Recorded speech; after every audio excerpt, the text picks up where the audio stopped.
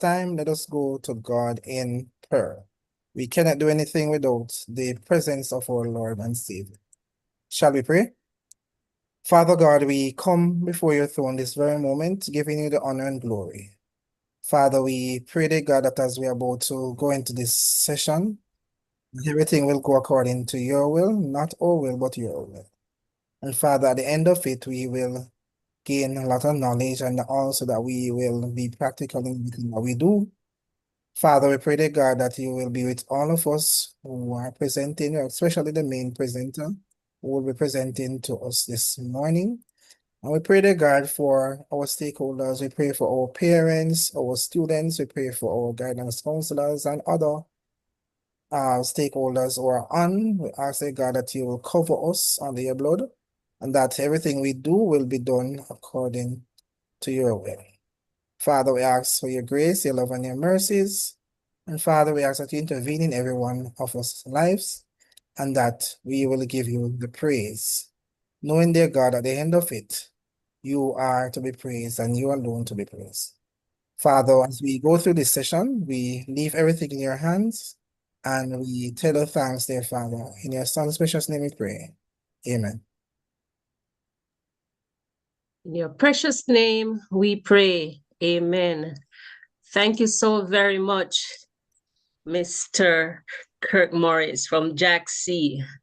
We welcome prayer as we make our move to advance and to build capacity and to have the discussions that sometimes we shy away from in the different spheres. So far, I'm noticing a build-up in the chat, and I know some of you have not been able to say good morning or anything like that. But what I'd like to hear from you in the chat right now is to just say how you're feeling. How are you feeling right now? Can you just tell me that? How are you feeling? One word to tell me, how are you feeling right now? Excited from Keisha Gay, blessed from Georgia Richards. I'm feeling your excitement too, Keisha Gay. Anyone else out there? How are you feeling? If you're even feeling sleepy, remember, it is the forum for you. I love that one, Kamoya. Hopeful, and we all should be hopeful because there's hope, there's life, there's possibilities. So we always build on that. I get you. I get the excited but tired part, and I also truly get the anointed part. Great. Mixed emotions. It's expected because so much is happening out there. Blessed. Certainly, we are blessed because, hey, we have gotten up this morning, and that's from our prayer advocate this morning, just fully blessed. Thank you so much for sharing your emotions, those that are hidden, because, at times we do hide the emotions until we get the chance to express them. Thankful, Trudy, thankful. We are forever grateful as we make this morning a blessed morning. And we see people building in and we invite you and we are happy to have you here today. All the thankful people, all the anointed people, all those who said, okay, that's what I was going to type. So it has covered. Yes, it has covered it. All the hopeful people, all the blessed people, the excited ones. Good morning again and welcome. All righty. So you would know this logo here represents Choices Caribbean Career and Advice Limited.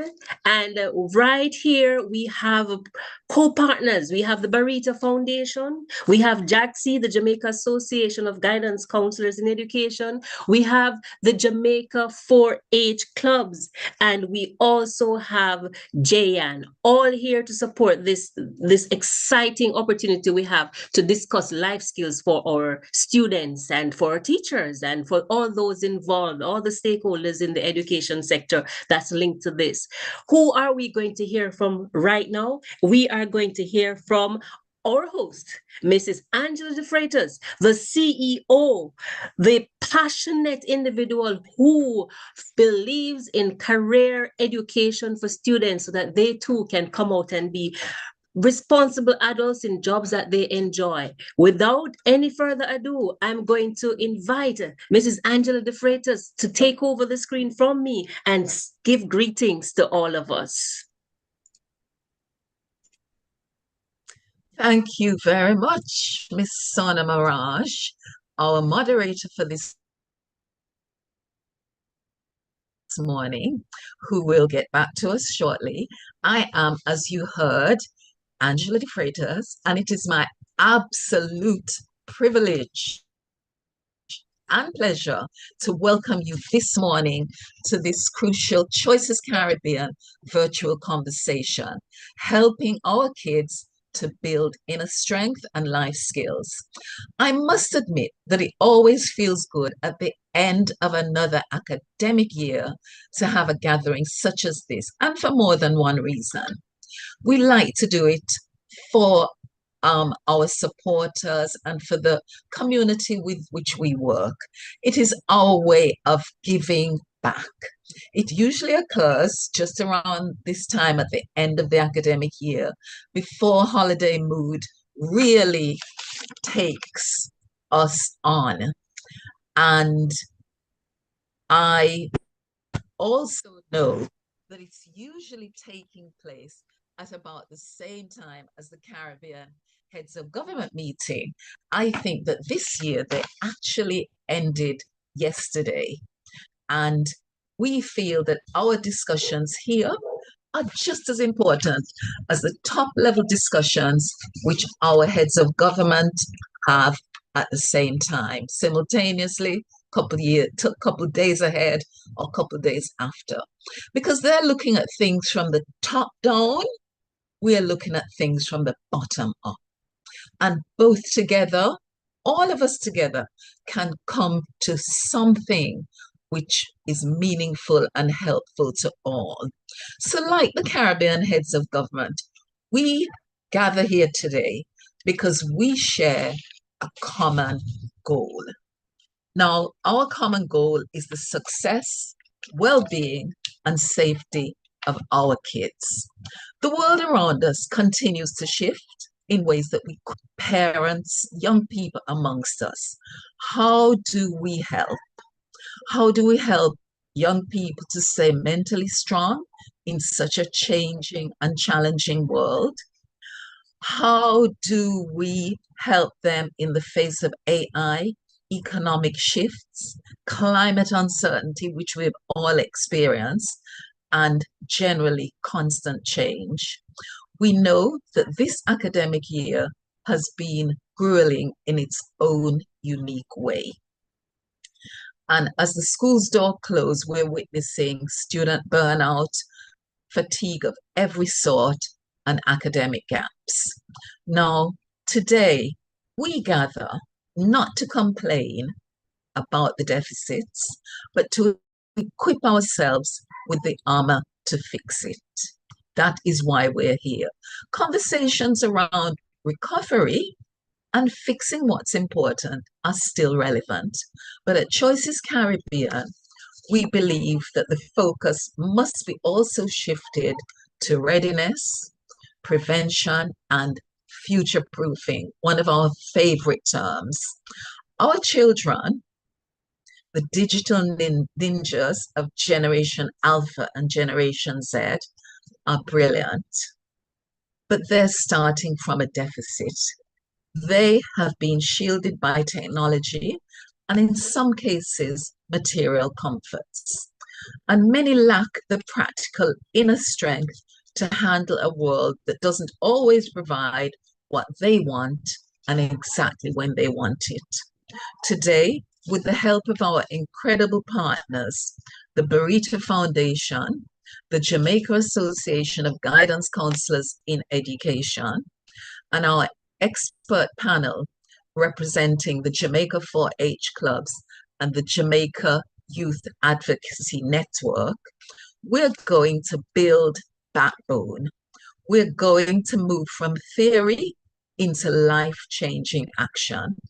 By the time we close at 11:30, you will have a checklist, a roadmap, resilience, preparation.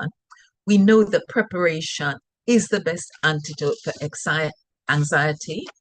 And when our kids know how to do, how to decide, how to grow, how to lead, they will stop being afraid of the what ifs.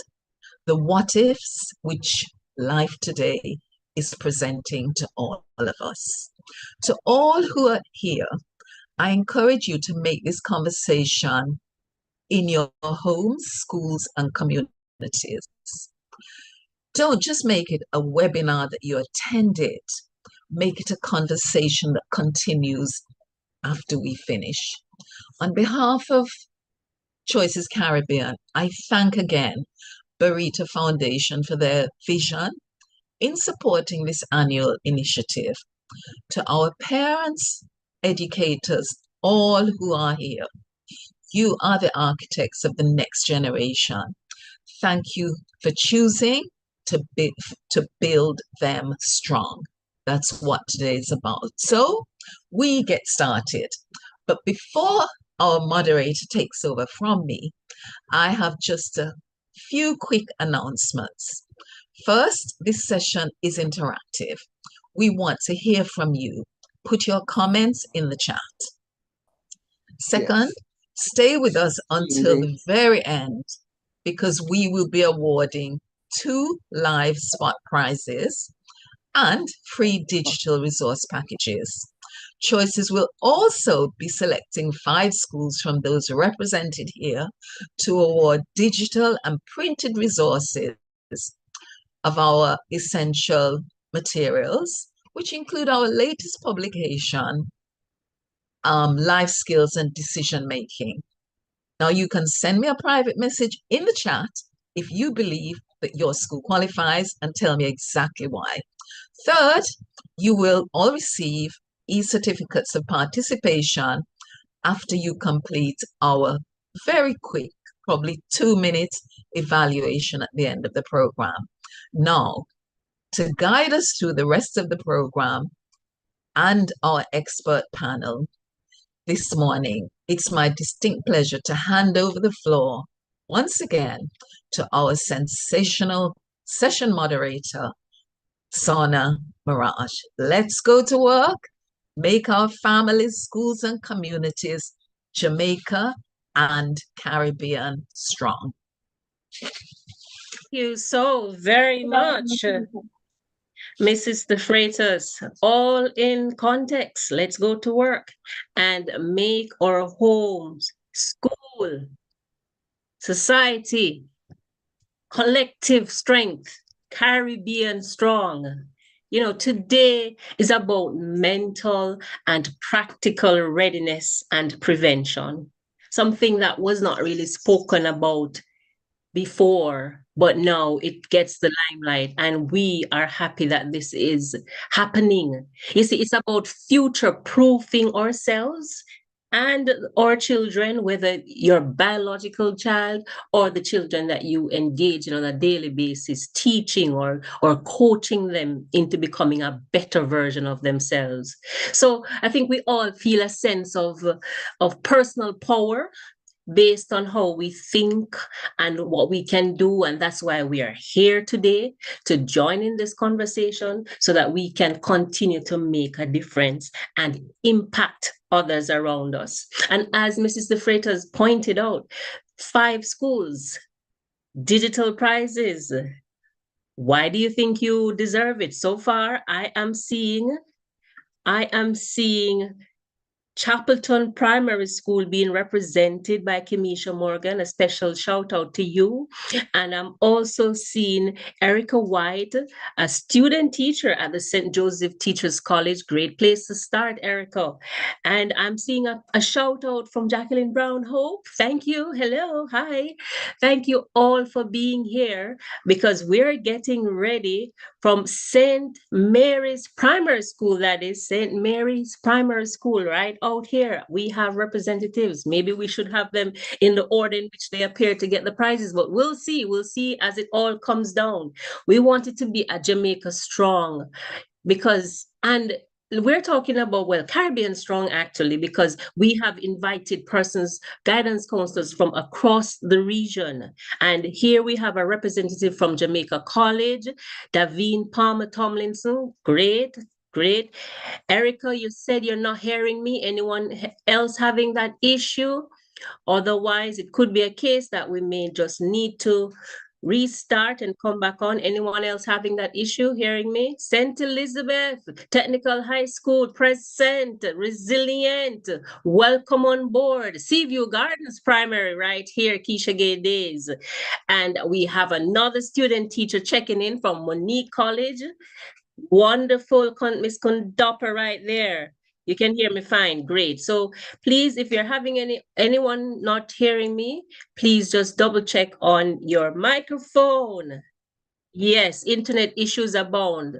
Okay, so see if you can close. If you're having internet issues, see if you can just close off and then come back on. Sometimes that works. Clancarty High School, right down there in Crossroads. And we have listening in from Lucia Leon Hess Comprehensive Secondary School, and that's on which island? Remind us, please. Good morning, everyone. From Donna, thank you for being interactive. That's what it's all about. And we say Lucia Leon Hess Comprehensive, St. Lucia, reaching out to St. Lucia. Welcome, Asha 18, and listening in from the Turks and Caicos Islands. There we have it. Lovely, because we have to come together. We all have same or similar problems, and when we come together, we make things happen. Yes, so I welcome you all. Edwin Allen High School, Chapelton Primary, and then we have the Lucia Sports Academy. Lucia Sports Academy. Please indicate your island. Lucia Sports Academy. Is that St. Lucia? By default. Let me know. It is St. Lucia. Oh, Smarty, I got an A for that. Wonderful, Leah Gilbert. Great to see you. And Clancarty representing again. And Chapelton is actually here in many different colors. This is Jean Samson Bailey. Okay, you're going to excuse me if I did not get that pronunciation right.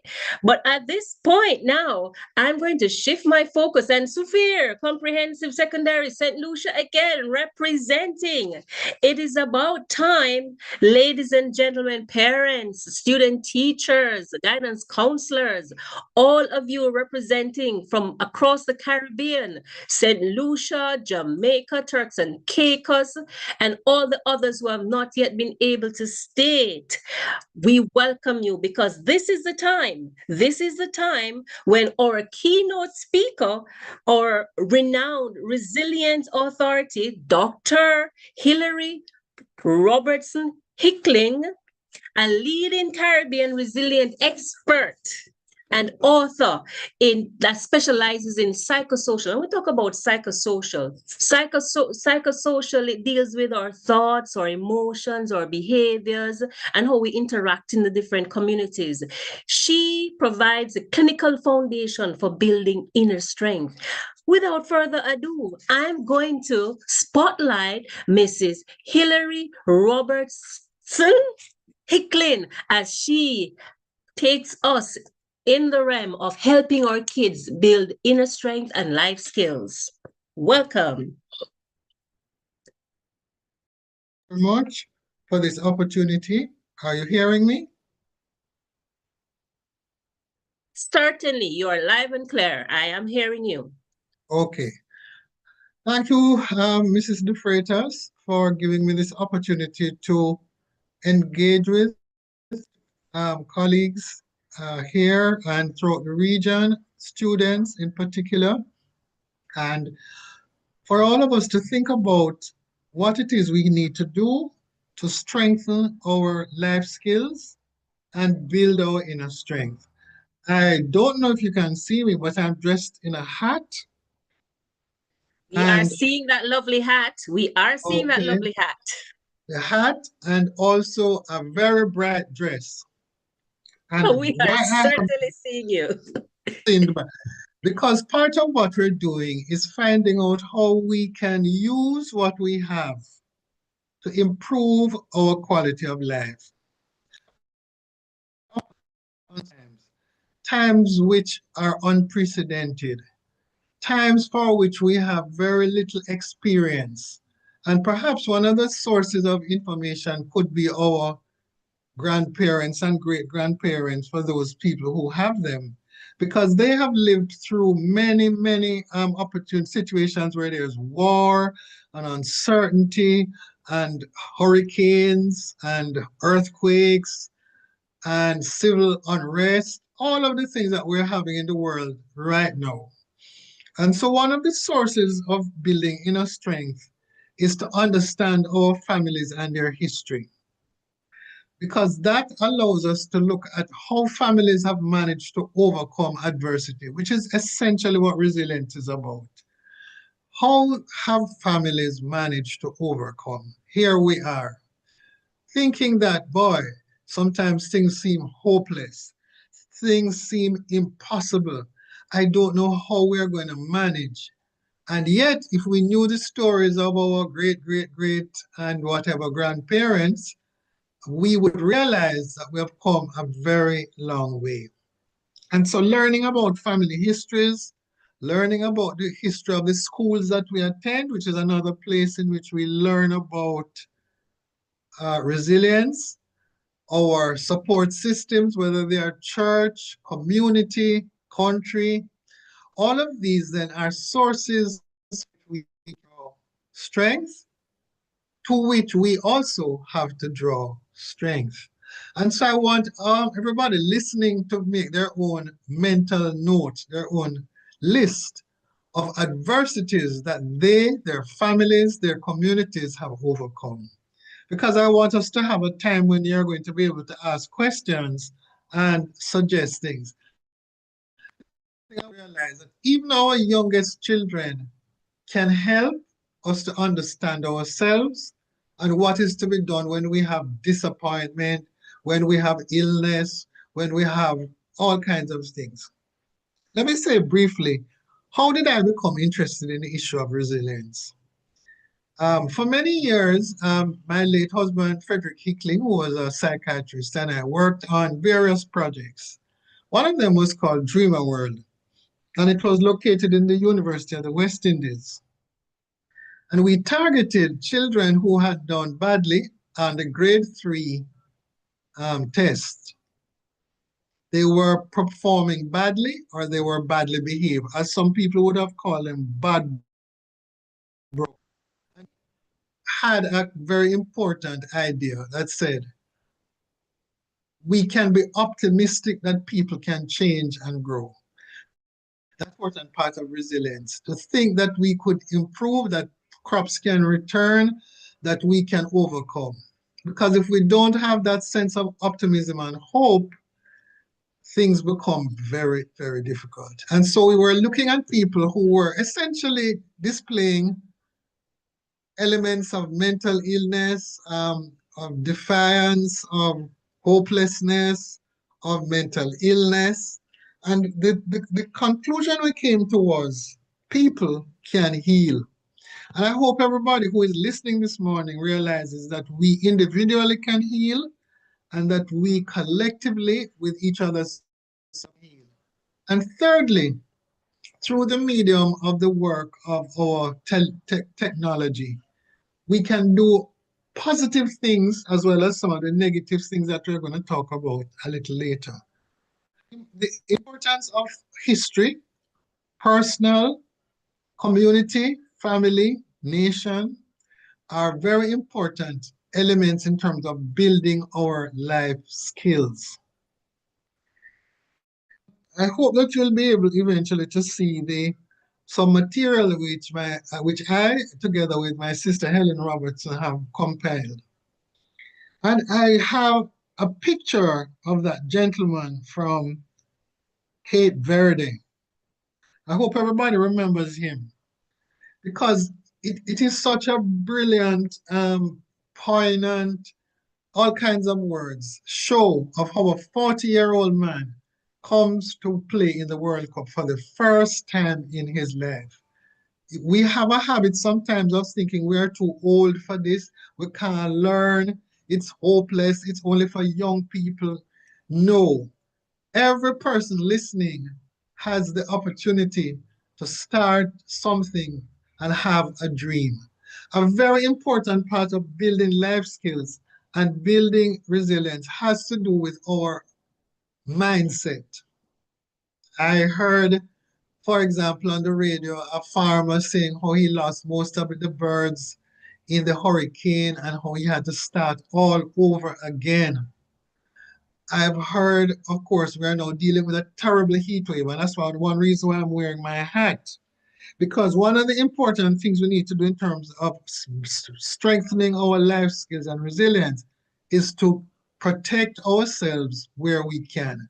So if we are going out and we need to hydrate, and we need to wear a hat, and we need to operate in the sun at only certain times of the day, and we need to do certain things, instructions, and if we have certain illnesses, as I was hearing on the radio this morning, um, that certain illnesses cause people to be particularly prone to the dehydration, which is a very serious thing.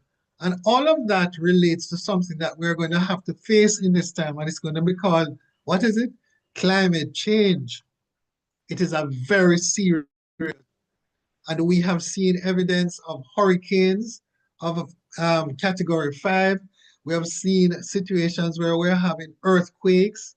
So there is information which we need to take seriously to protect ourselves. And so wearing your hat is one of the things that I want to encourage you to do. Protect yourself where possible is one of the life skills that you have to. We must take it seriously. Because there was no hurricane at a certain time does not mean that when we hear the hurricane is coming, we say, sure, that doesn't, it won't affect me. It will. So I want to say then that, so we have talked about importance of knowing your history. We have talked about being able to become informed. We're talking about the need to have a sense of optimism and hope. We need to have the degree of support. For example, and I'm using examples of things that are going on right now. Haiti, which has so many problems, has sent a group of medical personnel to Venezuela. Can you believe that? So no matter how badly off you are at a moment, you can provide help and support for someone else. That is something that we really, really need to understand. And I'll give you another example of that. Some people have told me that they have been to the northern parishes in Jamaica. And one person said they took water in a cooler, among other things. And someone said, a man cried. He said, you know how many days I have not had cold water? Can you believe that? Crying over a bottle of cold water. And so this is now requiring us to operate in ways that some of us may have forgotten because we live in communities. And unfortunately, we have become very individualistic. But we need to be our brothers and mothers and fathers' keeper. We think about the children who they say had lost their school time because of the learning loss. We think of some of the children who, as a result of COVID, all kinds of things happened to children. They said some children benefited, but many did not. Their social skills were poor, and so on. And so we realize that different groups of people need different levels of support in terms of their life skills and their resilience. And sometimes, you know someone who somehow manages to be optimistic and hopeful, and you're wondering, how come you are smiling? You know, how come you don't feel that way? An important part of that has to do with your faith. For those who are parts of religious groups and churches, hope springs eternal in the human breast, they say. So we have to draw on, first of all, we have to identify the resources, and then we also have to draw on them because none of us is able to overcome these challenges on our own. I want to say,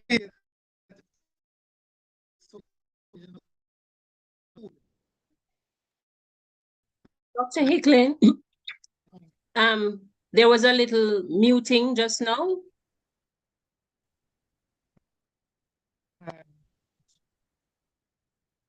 No, my audio is. I'm hearing you again. I'm hearing you again. So part of what we're looking at is basic as food, because there are many communities which are hard hit during various times of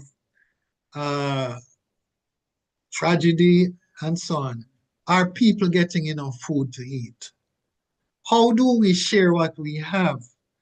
How do we draw on resources which exist in our communities or outside of our communities? For example, I see that St. Elizabeth Technical had severe damage, and yet there are some, apparently some resources which have become available to help to build something new.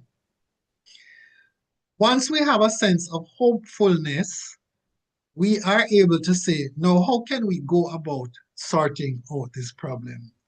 And I think that this is something that we need to recognize. I'm going to give you, as I said, some material. So I use the example of this 40-year-old goalkeeper. And he felt, what is the name? Vozina? Because he had done such a protecting.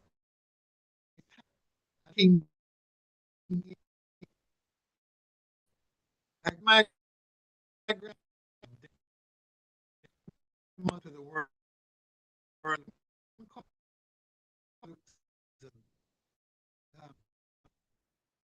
But important for us to explain battle of these things. He fell to his knees and wept, and other people were there to comfort him. So that's an important part of this. We always can draw on support, and sometimes the support doesn't come from where we think it would,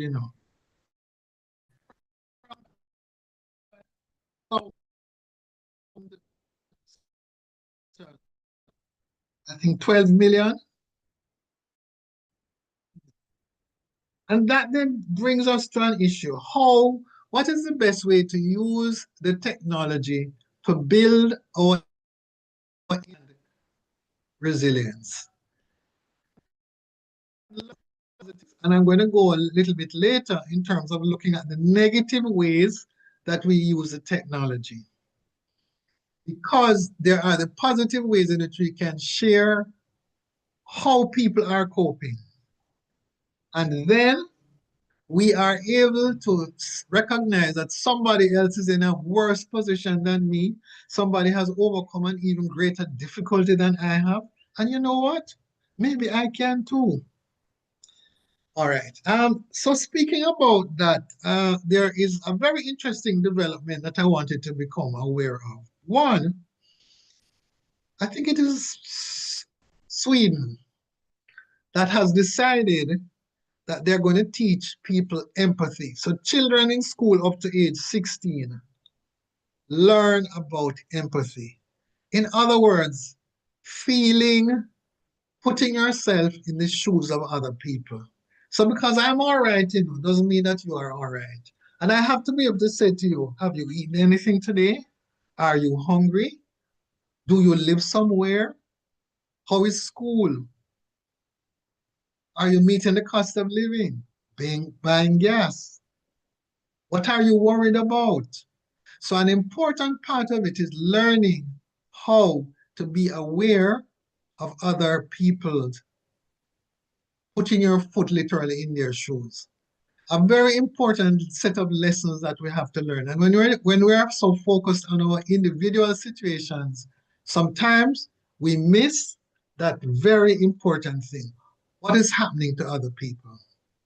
And in fact, sometimes I don't even know what is happening to me because I am in a terrible state and somebody has to say, but Hillary, what's wrong? How can I help you? And these kinds of times in which we are living, unprecedented, full of uncertainty, puts us in a position where We need to be able to trust, very important word, others, and also to be able to exercise empathy. So having looked at the possibility of the positive side of the technology, we know there's also a negative side.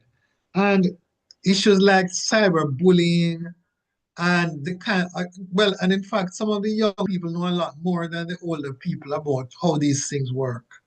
Sadly, there are young people who have committed suicide because people have said things to them that are not true or have revealed various things about which they want to keep private, or as happened in Montego Bay recently at a particular school, a family was very badly affected because some people mischievously and apparently against the law published stuff that was not true. Now, the issue of AI is going to be something that is really critical in terms of our understanding and application in this time. But the way in which we can spread rumors, say things that are not true, defame other people's character, especially as we realize a lot of people who are using devices are doing so alone. They are doing so alone and they don't have anybody to say, no, man, don't pay attention to that because you know it's not true. And so people believe that they are being shamed, that they are being bullied, that people will look down on them, all sorts of bad things could be happening. So I want us to recognize and to think about how we can use the technology in a more positive way. And then I want us to understand that it is very important for us to look at what has happened to people, not only in our own community, but in other countries. Now, I mentioned Haiti and Venezuela early, but I want to recognize that there are times and there are people who have become volunteers who have helped to go and work in other countries when they're having problems. And that now is, of course, an interesting skill set we need to develop. People who work in disaster relief and those areas. Sadly, there's going to be a whole blossoming of such industries who are, whether it is the firemen and women in places where there are fires, like I think in California, whether it is in terms of electricity crews, whether it is in terms of health personnel, whether it is in terms of people who are help to rebuild houses, whether it is in terms of people who are cooking. There was a group of people, I think, I can't remember the name of the famous chef who goes from one disaster to another. They're providing food. So there are many different ways in which these disasters, these adversities can be overcome because we are able to provide help. And we can use whatever skills we have. I saw somewhere in St. Elizabeth that there was a person, I think she was a teacher, and she turned her garage into a school after the hurricane. So it is asking us to rethink the way we live. It's quite profound. In order for us to be resilient in this time, we're going to have to do some regular things like protecting ourselves where the weather, as far as that goes. We need to all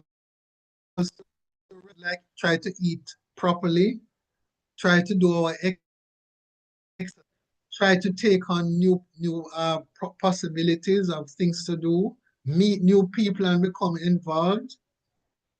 And if we find we have serious depression and so on, please get help.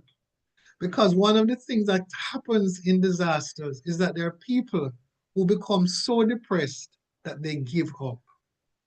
And I think that that is something that we need to understand. Why do people give up? Is it because they're weak? No. Is it because they don't have any ambition? No. It's because they are human. And I want us to realize that the exercise of empathy is a very, very important part of people's ability to recover. I want us to also to recognize that we are part of a big world. So what is happening in my country affects, and this is therefore a wake-up call. We need to know what is happening. Now, here is the situation. Today in Jamaica, and I don't know what has happened in St. Lucia or some of the other places, gas prices are going up every Thursday. Why? Because there's a war between Iran, Israel, and the United States, and that affects the movement of oil in the Straits of Hormuz. So some days the ceasefire is on, some days it's not. The fact is that as part of a large world about which we need to be informed, there are things that are happening out there that are affecting us. Another thing that is happening about the gas prices is that, what is it, something like 1/3 of the world's fertilizer comes through the Straits of Hormuz.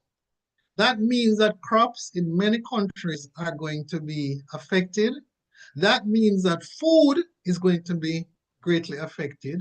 That means that many of us, and I'm glad the 4-H is involved here, is that we have to plant some food. And therefore, that is something that is very serious, because we're going to have what they call not food. What is it called? Food, not food, not a food desert. We need food security. And with the cost of food, you know, when you go to the market or the supermarket, there are things you feel, you know, I can't eat because I can't pay X for this yam or whatever it is. It's very important for us to plant some food, and wherever we are, whether we live in apartments or whether we live in, you know, in farming areas, the need to plant is stronger than ever. So I would like us to begin to think more and more about what is it we can do to become resilient. And so resiliency is a process which allows us to develop, overcome adversity, and in fact, be aware and alert. Okay, I think that my time is coming up to an end. Am I right? Well, you do have a few minutes. You still have about 15 more minutes. Oh, So good. please Oh, do good. continue. You're Okay. engaging us. Thank you. Okay, so I'm going to be asking if there are people who would like to submit comments, questions, and so on. What is their experience? What have they overcome? Because, you know, sometimes we can share with someone and they look at you and they think, really? You went through that and you're still standing? Well, you know, maybe I can manage it, including the death of a loved one. I recently did something for Teachers Day at a school, and I asked the children, age 8 and 9, tell me, what are some of the things you worry about? And you would be amazed how many were worrying about the death of a loved one. So that whole business about grief and bereavement, that's a whole area that requires a lot of thinking. A lot of people have lost loved ones. And sometimes we will say things like, well, they just have to get over it. No, it's not as simple as that.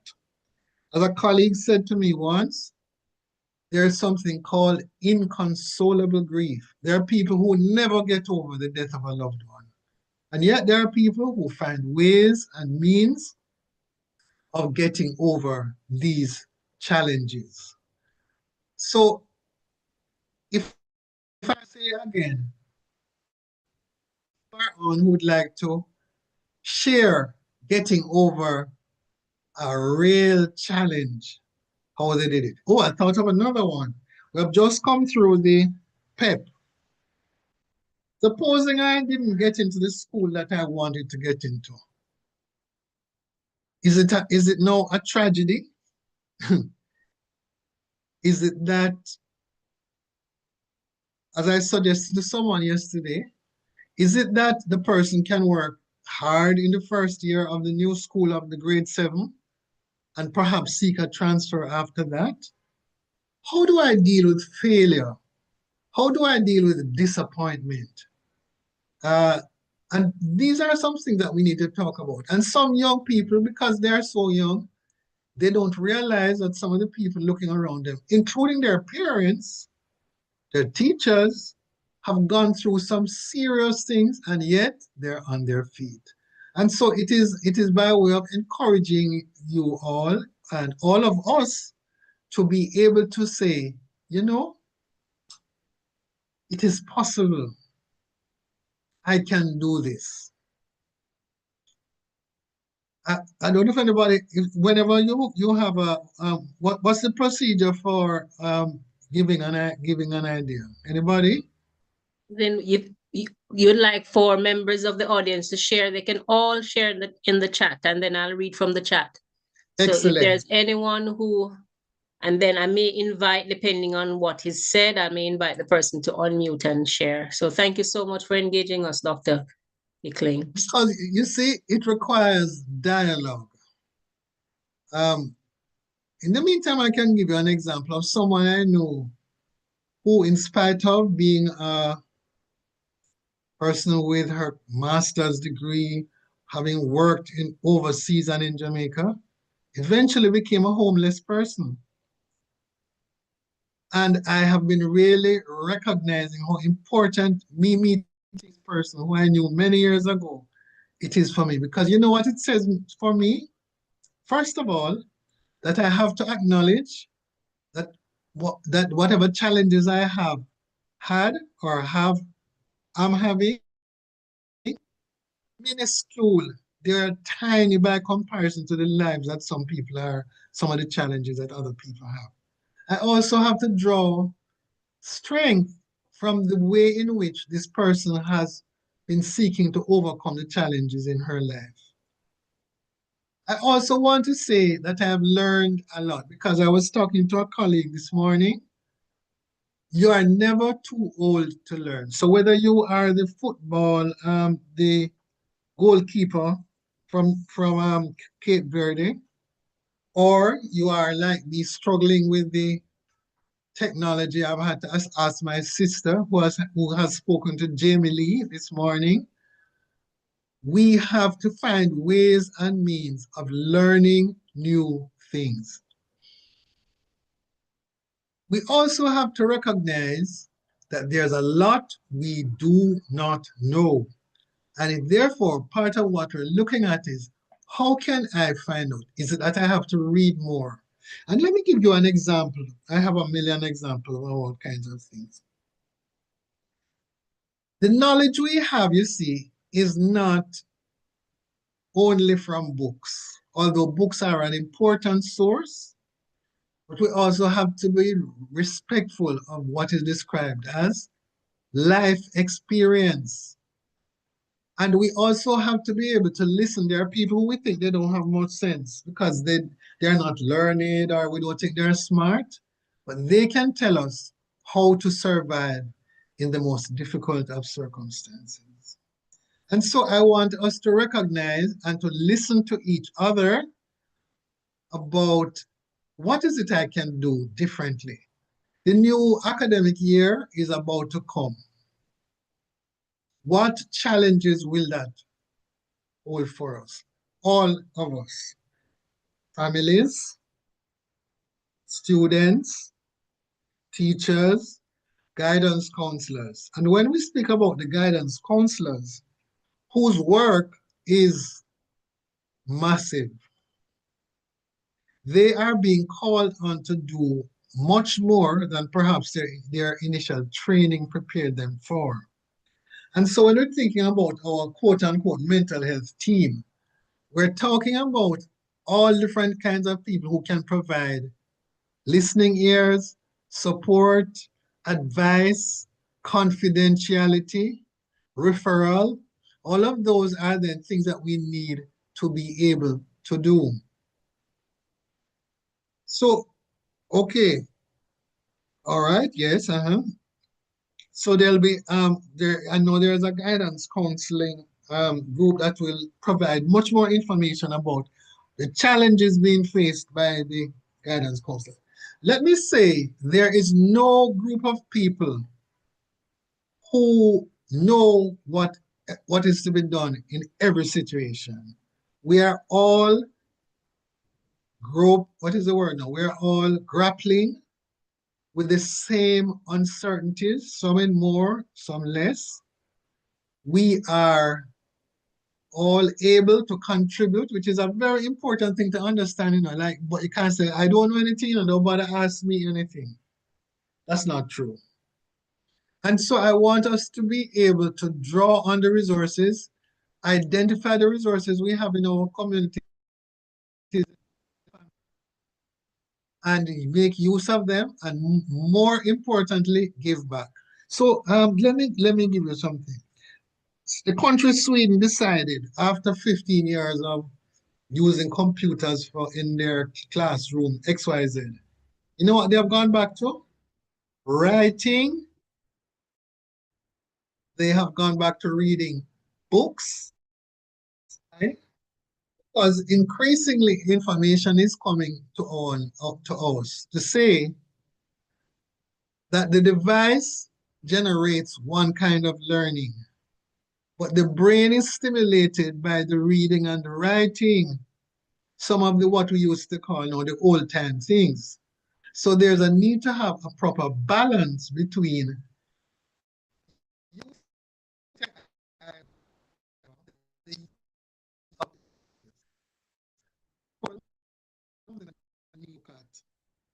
very carefully. Perhaps one of the last things I'm going to say is, when faced with a challenge, you know what you should say? I will try. So when Mrs. De Freitas approached me, not on this occasion, but a previous one, I thought, wow, but I don't know enough about this. I learned some things while I was a lecturer, but boy, this thing sounds so complicated. And yet I got help. And once again, I'm getting help. Because listen, as I used to tell the students, there is no question which is so stupid that we shouldn't ask. When I say there's something I don't know, you mean a big person like you don't know that? Well, I can tell you that some 3-year-olds know more about computers and phones than I do. And there's nothing wrong with that, So part of this preparation for the uncertainty and so on has to do with being willing to admit what my shortcomings, but it's also to be able to admit the things I know and that I can share. As you're there speaking, Dr. Hickling, someone mentioned that that's Palmer, that she went down to the hurricane ravaged area of St. Elizabeth, and she realized how real depression was. But this word depression is thrown out very randomly, very casually. But then, how does depression really look to someone who has always had it together? I heard a very lovely young man who's called Dr. Kazaro. He's a psychiatrist and the head of the Jamaica Psychiatric Association. He was speaking about depression on one of these morning shows. And there are some apparent clear indicators, including changing sleep patterns, changing patterns of eating, feeling listless, can't out of bed. In the things that I am normally involved with. Having a general, I guess the word must be hopelessness. Actually just not being yourself. And so for the person who normally has everything together, it is very hard to admit these things. And often people are in denial. And that is why we also need to look at our support systems that we have to help to build. And because often somebody has to say, you're not yourself, What has happened to you? And there was a psychiatrist I met some years ago overseas. She's a child and adolescent psychiatrist. And she said, And she was working in the forensic system, you know, in the system where people had gone in trouble with the law. She said she no longer asked, "What is wrong with you?" She asked, "What has happened to you?" You see the difference? And so Yes. when I know that I now develop a problem that I can't sleep at night, I don't feel to eat, I feel like I want to just stay in my bed all day. I avoid the people I usually relate to. All of those are then signs, clinical symptoms that something has gone wrong with me. And for me to seek help and acknowledge that there's a problem does not mean that I am weak. Some weeks ago, I was very sad. A man of 62 committed suicide. And then I think the week after, a 14-year-old boy committed suicide, a schoolboy in Jamaica. And I read somebody writing, "Boy, the man, them nowadays weak, eh?" And I had to make a note. No, it is not a matter of weakness. It is a thing about being human. Even the person who has everything going fine and with it, has moments when they are feeling weak. And secondly, even the person who we think is the most mentally ill person has moments when they are lucid and clear. The well can get ill and the ill can get well. So we need to have a sense that hope and optimism are important.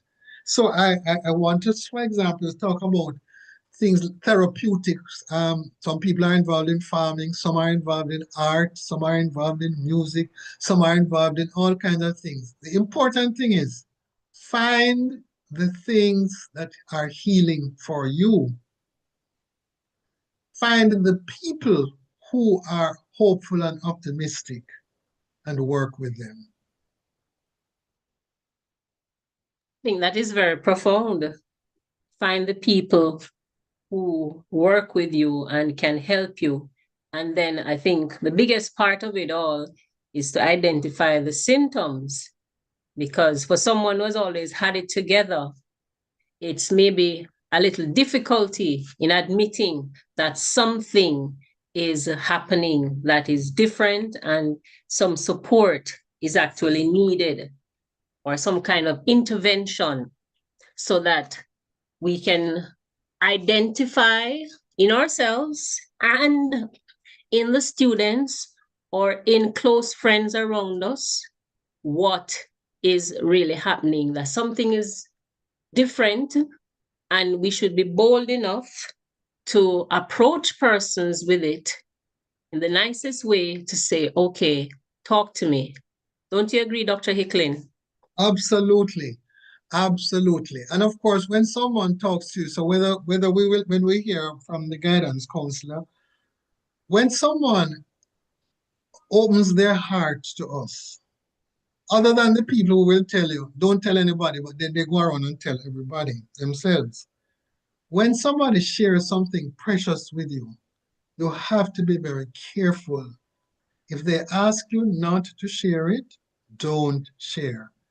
Confidentiality is a very important thing. It allows me to trust you because I have given you literally my life and you have used it wisely. Very, very important. Very important. As we're on that matter of confidentiality, the children that we interact with on a day-to-day basis, they too have their issues and they will come to you as the parent. They will come to you maybe as the aunt or as the cousin or as the uncle to talk about what is bothering them.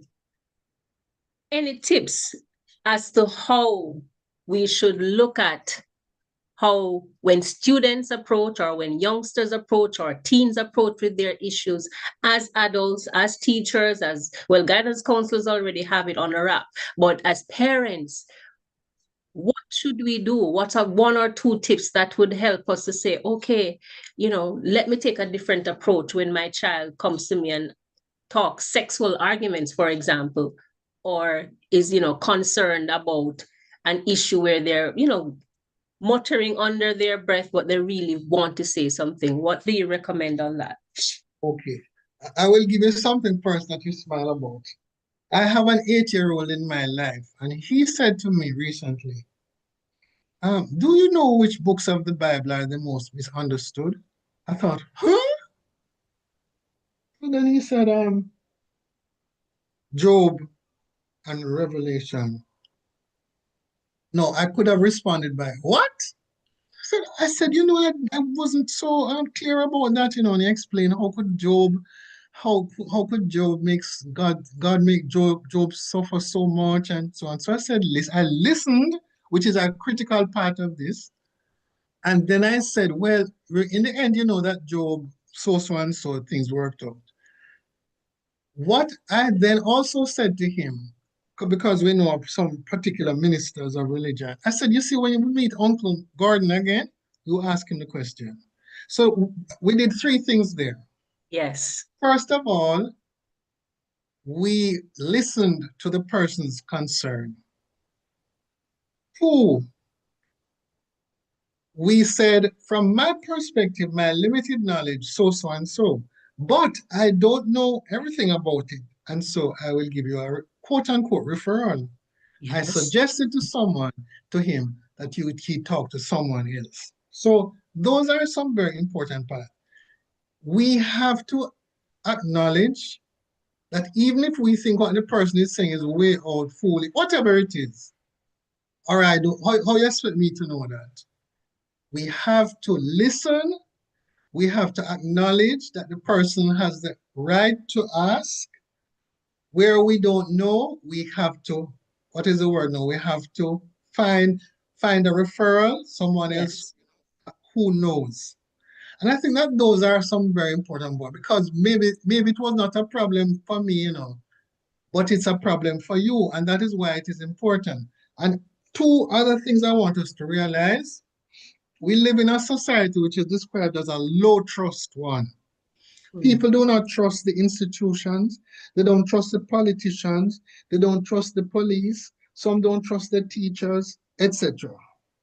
Some don't trust the parents. There's a great deal of cynicism. The question is, how do you build trust? And some of it has to do with being able to handle confidential material.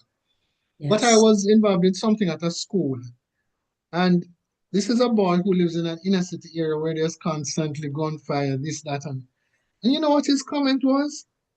Trust no one. Can you believe that you live in a world in which you can't trust anyone?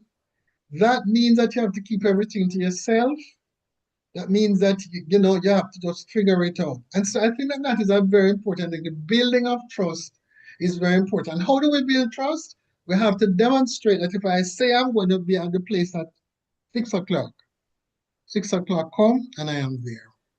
And we have to look at how we build trust in our institution. When I was at university in the West Indies, I gave some instruction about, or some information about exams. And I noticed the students were looking at me kind of sus. I say, by the way, you don't trust me. So they looked at me like, it's a trick question, isn't it? They said, no, miss. Many lecturers don't want us to be successful enough. I said, what? I said, let me tell you, I can't speak on behalf of anybody else, but if I say X, I mean X. So building of trust is a critical part of this business about saving our building life skills, because also we then become people who can be trusted by others. Don't have that. Absolutely. Excuse me. Absolutely. Trust is paramount. People have to believe that they can come to you. And then when they do come to you, then we build on that until people feel confident that, okay, they can share over and over again. And maybe this is something that hasn't been spoken about in earlier generations. So we may have persons who are on the panel now who immediately, or me immediate reaction is like, "Oh, move from here with that, move away. I mean, can't be bothered, right?" But then what I'm getting from you is that we have to look into ourselves and look into the mirror and change that perspective so that we can be more accommodating, especially to the Abs- youngsters. Okay, and I want to give you an example of something I learned. Why do young men join gangs? In part, they are looking for belonging, home, whatever, whatever. Someone said people are loyal to the people who feed them. Okay. And you can think of the behavior of a lot of young people who are seemingly, involved with dubious people because somebody is providing them with a sense of belonging, love, food, whatever. Human beings thrive on love and care. And this is something that we're going to have to realize. You can't, some of us believe you have to rough them up and they have to be tough, but they're also human. And so They're this is a also very humans. important part of what it is we're trying to do. And a very important time to allow for the transition. Thank you so much, Dr. Hicklin, for others to join in the conversation that how are we going to actually help our kids build inner strength and these life skills? And your presentation was just the foundation. And I'm sure there are persons there burning and thinking, what else can we do? What's out there? When you listen to Dr. Hicklin just now, when you think about the students in your life or your own children in your life, because I know there are parents on here as well, what word comes to mind that you have for your child or the students that you teach? Or phrase, maybe not, it may not be a word, but can I hear some phrases or see some phrases actually that come to mind when you think of what do you want better? What life skill do you want to improve in the students or your child around you? Can you just share some in the chat right there for Let me? me give you one thing. Yes. What is the person good at? Ah, And why don't we celebrate that? yes. If sometimes I've been in settings and you say to the people, can you tell me something good about yourself? And it's like, whoa, I'm thinking. No, the black and ugly, my head tough, my fool, etc. Part of what we have today, and I don't, and here I am. I'm not talking about the American way of saying that everybody should be this, that, that. I'm saying the person in front of you has certain qualities which are good. Celebrate them. That's a basis of, Yes. because they're saying, you really think so? You think I'm good? Well, I've never thought about that. So that's where I would like to suggest. Absolutely. And that's where we're heading. And come on, folks. I'd like to hear from you. What is it? My message constantly to those I engage with is become a better you. To me and to those around me, become a better you. What about persons on the platform? What do you hope for those that you interact with, for the students who are looking up to you, for the children that are in your care? Emotional management. Hello. Someone mentioned sometimes students will confide and then they also their parents. But that's the thing, that's a very tricky one there, Dr. Hicklin.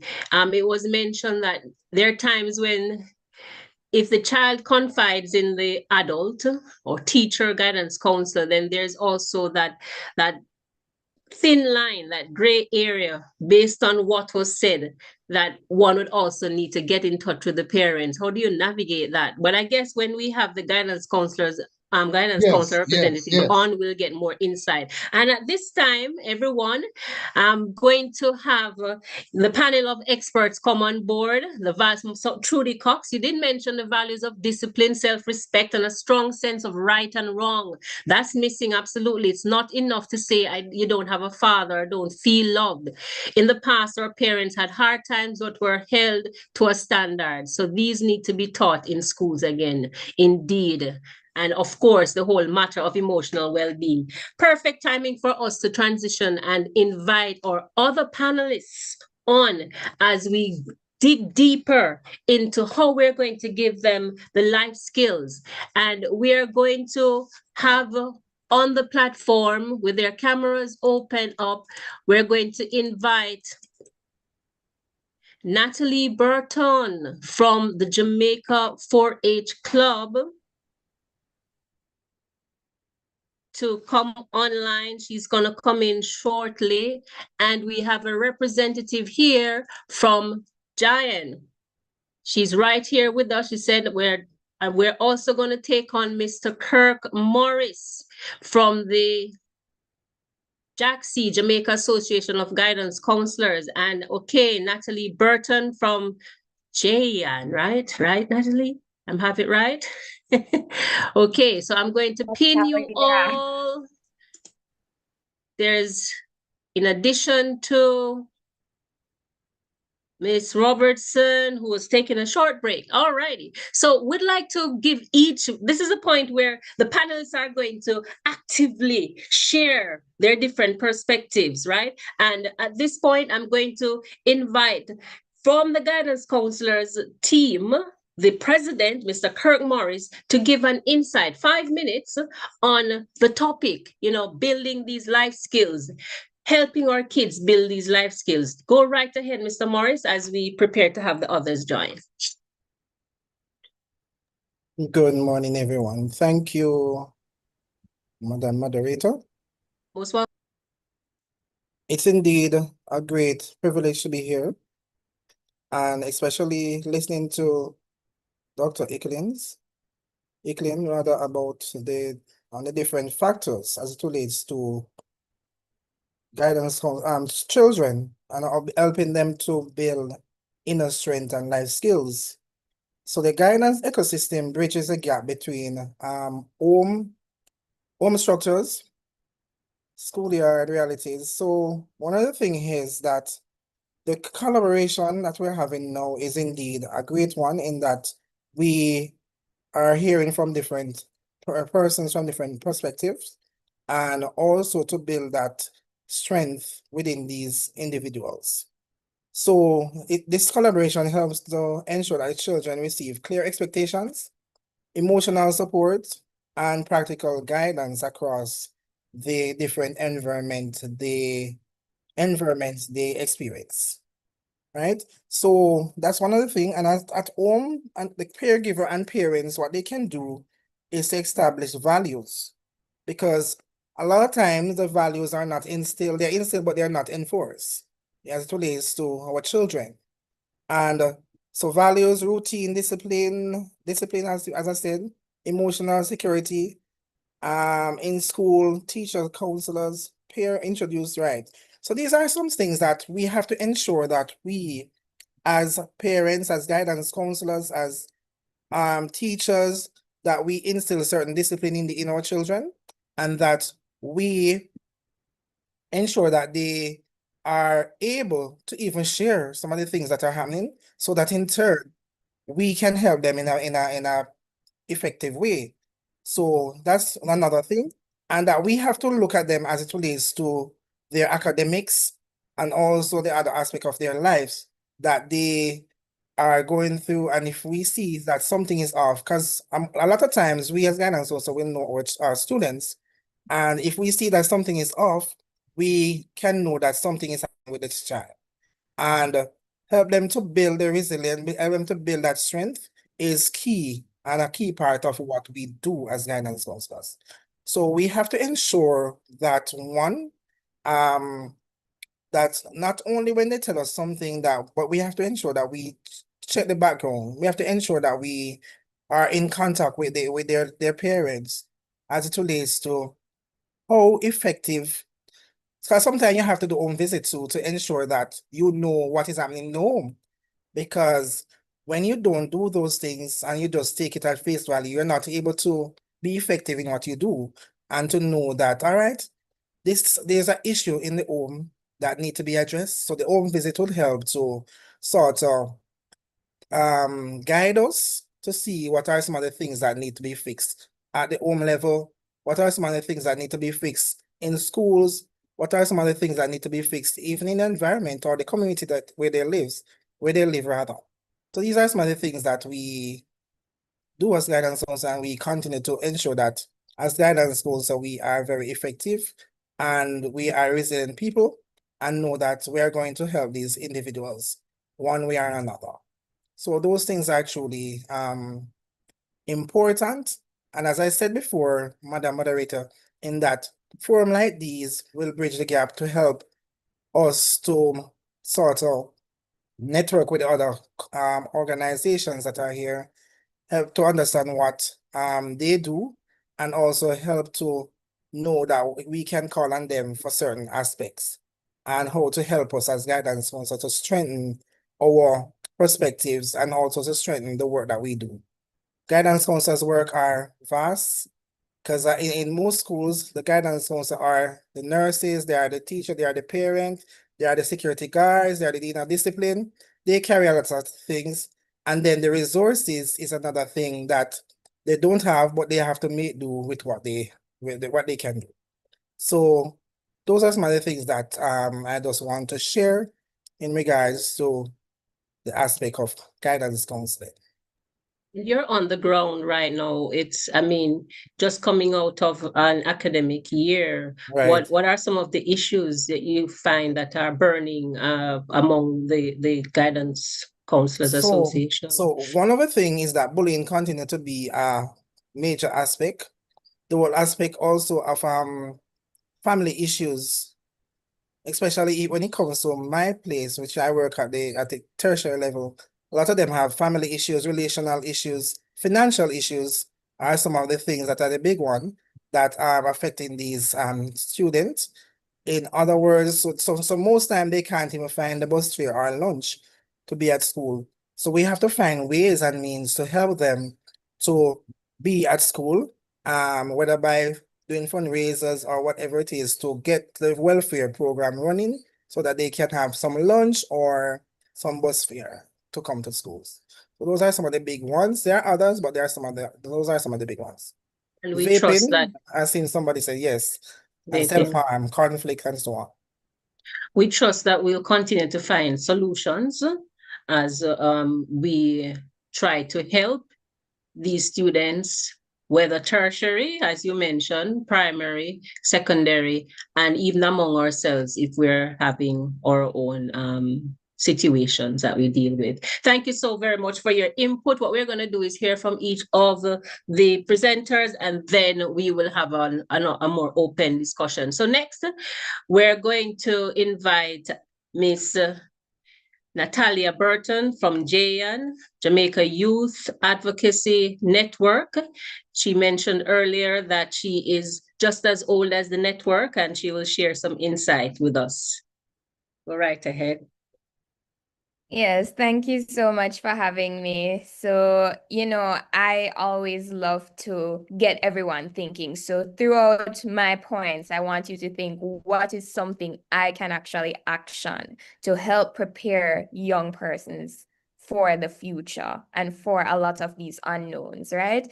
So, in addition to doing things individually, we also have a collective responsibility, right? Because as we notice currently, young persons are expected to deal with a lot. So they have the cyberbullying, they have the academic pressures, being ready for the job market. So how can we also advocate for the systems to make decisions and to make life a bit easier for them? So when we look about when we look at what they're experiencing in the school environment, it's not just exams, it's not just stress, right? Back in my day, we didn't have ChatGPT or a lot of social media, right? But now, when school ends, school also follows kids home because you have social media, you have the class group chats, you have the WhatsApp groups, TikTok, Instagram, meaning that they have constant exposure to a lot of stressors and social situations, which they are often required to navigate.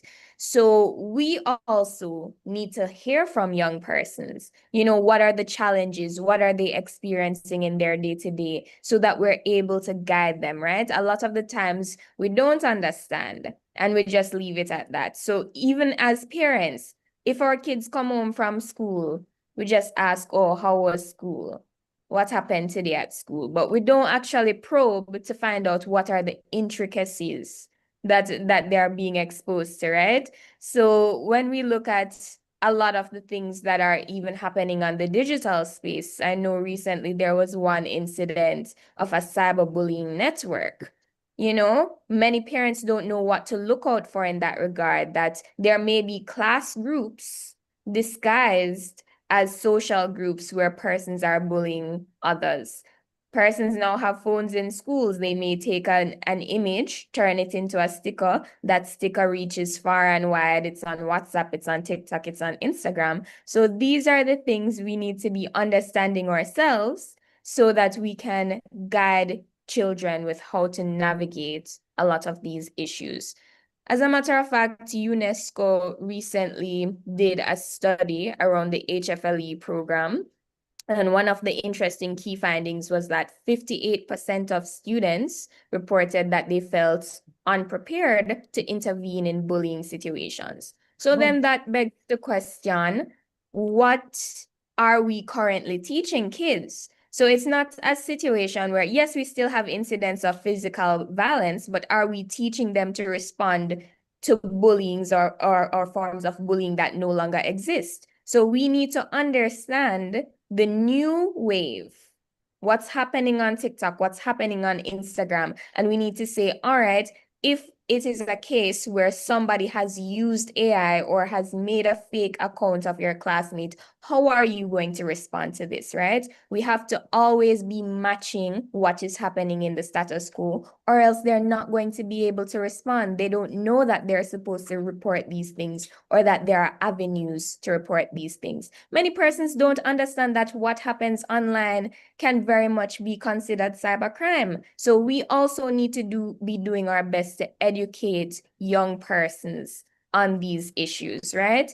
And I know that conversations, even nationally, have been shifting towards banning social media. And I also want to add an air of caution here because Australia has done it. The UK recently has been in favor of it.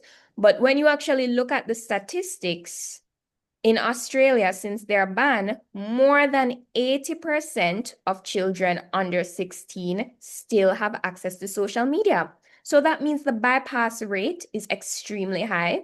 There's going to be platform migration. And if the government says, okay, we have banned social media, or kids don't go on social media, we know they're still going to be on it. So what can we do? What is the practical digital literacy that we should be teaching the kids so that they're able to navigate spaces safely? What can we call for or call on the government to call for in terms of platform safety? So it shouldn't be the case where the algorithms are rewarding negative and hateful content, right? Because even when we look at that design of the algorithms and how it pushes it, and if you post something negative about your classmates, that is what is giving you the likes and the validation. Of course, young people without a properly developed frontal lobe are going to fall victim to that cycle. And, you know, as peers, people want to fit in. So, you know, it should not be a case where platforms are rewarding the behavior of children when it comes to cyberbullying.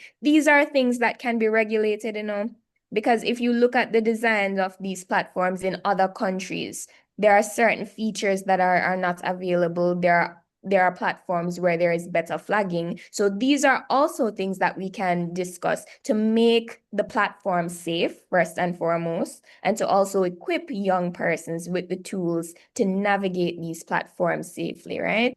So I also want to briefly touch on the notion of AI. So And I'm sure you'll get that opportunity. You Oh, will yes. definitely get that opportunity to my touch on that. time has elapsed. On that notion, you Okay. will certainly get. And you mentioned some terminologies that will ask for further explanations for persons, because yes, we do have guidance counselors, but we may have a few parents, like algorithms. What is that to the parent who is not computer literate as yet. And we're going to get into that discussion, that whole mode, very shortly. But just before we do that, I'm going to invite Miss Marshall, Miss Charlene Marshall from the Jamaica 4-H.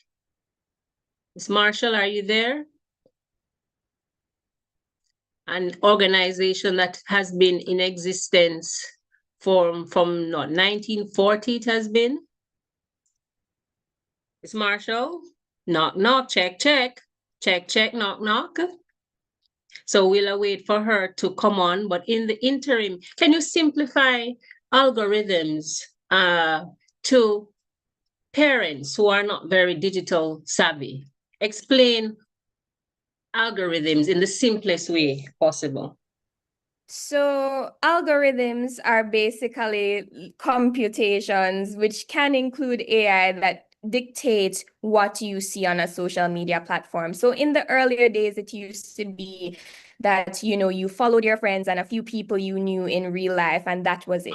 But now you are being exposed to a whole wealth of content. You're seeing content from other countries. Your algorithm is also pushing out a post that you make in Portland, Jamaica, to somebody in the middle of Are you Switzerland. hearing me? So when we talk Coming. about, oh yes. Good morning. Finish. Good morning, Miss Marshall. I'm just gonna allow Miss Burton to finish that statement. Okay, no problem. Yes, go ahead. Yeah, so the algorithm is simply the computation that apps use to push your content out. So it also dictates whether or not your kids are being exposed to negative and harmful content. So when we push for regulation of the algorithm, we are pushing for more control of what persons are seeing. Absolutely. I think that has been very simplified, very good. And now thank you for that. And as we move along, we're going to invite Miss Charlene Marshall from the Jamaica 4-H clubs to give her input. Welcome, Miss Marshall. I will speak for you. Some technical challenges with the background and the video, but we do understand. We'll listen to your voice in the interim. You may go ahead. Good morning, everybody. Yes. Good morning. Yes. Good morning.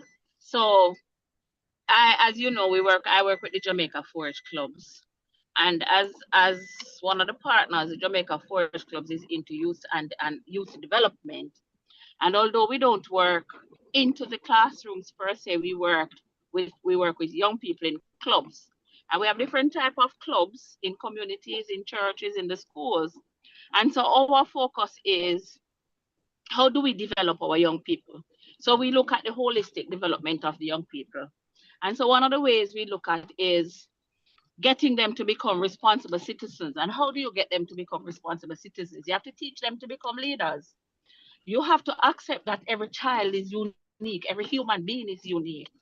And so we don't teach our children to, even though we have competitions, we don't teach them to compare with each other, but to compare with themselves. And the first thing to do is to get children to understand and accept themselves, that they don't have all have the same talents, they don't have all the same skills, but they have all the same opportunities. And so 4-H clubs gives the children opportunities. We give them opportunities for them to develop as citizens, develop as leaders.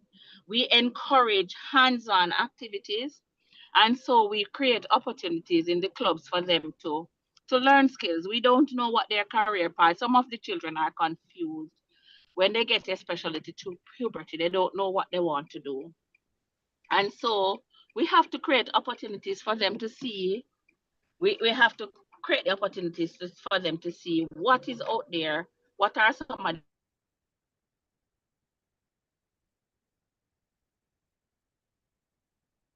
areas, developing them their skills so they know what correctly choose. So when they choose jobs that they actually like. Additionally, apart from that, we have to understand that they are facing all the challenges at home. And the truth is, if we don't teach our young people to become useful citizens, to become citizens, then what is going to happen to the future? And so who feeds us? And 4-H emphasizes a lot on agriculture. And we want to showcase our young people that agriculture is not just going on foods and animals, but it's feeding ourselves, feeding our nation, feeding our families. And it can be opportunities for creating employment and a business for themselves. And so we encourage young people that you're not too young to start your own business. So we teach them how to grow some crops and how to sell them, or how to make them into value-added products so that they have produce on the market. We teach them how to keep their records. So sometimes I'll assume that because they are children, they don't know how to do some things. 4-H does not do that. We give them the opportunities to explore, to create, to come up with ideas. We have to do that with our young people. We also have to create a sense of national love and pride. If you look in the general homes, we rarely see the Jamaican food items. And so 4-H is trying to get back to the basics and get into our young people that others come and they love what we have, but we have them here and we take them for granted. And so we showcase how you can use creative ways to get these things on the table, to cut back on expenses. And we show the young people that they can teach their parents how to use these things. They are valuable. We allow them to know that their opinions count.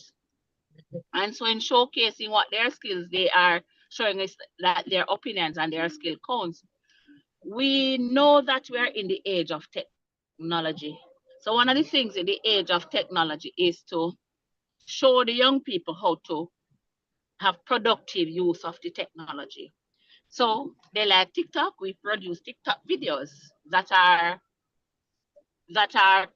educating and informative. We guide them towards going to these platforms.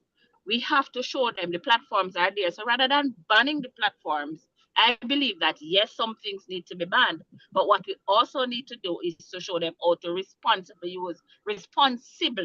use the information that is out there. So we create opportunities for that. We have technology and agriculture competitions. We have innovation competitions. We have public speaking competitions. So we have opportunities for the young people to actually use the technology. So in the technology is in agriculture, and we showcase not just that agriculture is not just a rural activity, it can be an urban activity. So we showcase soilless agriculture, we showcase gardening, and we encourage every young person to have a garden at home, not just to go to 4-H and learn in the club, but to have gardens at home and to develop their skills by participating in creating gardens. And we encourage their ideas. How can we use some of the technologies and some of the innovations to ensure that we continue to feed ourselves? We also believe in leadership development. So out of the club settings, we teach them to become leaders. We teach them to write minutes. We teach them how to create agendas. We teach them how to conduct meetings. So they know that they have the potential to be leaders, and they see the potential, those who have the skills to write, those who have the skills to speak. And so we have to continue to create opportunities for our young people. And if we don't create opportunities for our young people, if we don't create opportunities for our young people, then they might deviate. Right, they might deviate. And so a lot of the deviation is because, and I am not going to say all of it, and we must also be cognizant that we have some parents who are not sure what to do. So as a society, as organizations, we have to step in with the opportunities, step in with the skills, try to encourage as many of the young people to become useful citizens. Thank you so very much. And that was very insightful. And I'm sure we are all reminded of this importance that we need to support.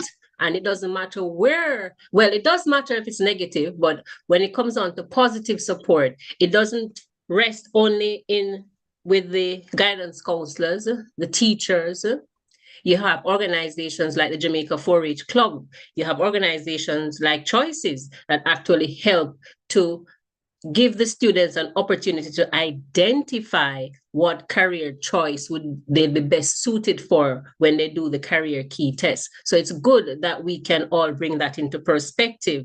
So now everyone has given an insight, and we want to include the chatter here. So at this point, I know you might have gone to the bathroom, or you may have gone to the kitchen, or you might very well be there looking and you're ready again to engage. So I'm inviting persons once more to just take this opportunity and let us know that you're here, right? By giving me some reactions right here. Thank you. There we go. I know Keisha is still here. Great. We have persons represented from right across. We have Ocho Rios High, right? We have Mona High.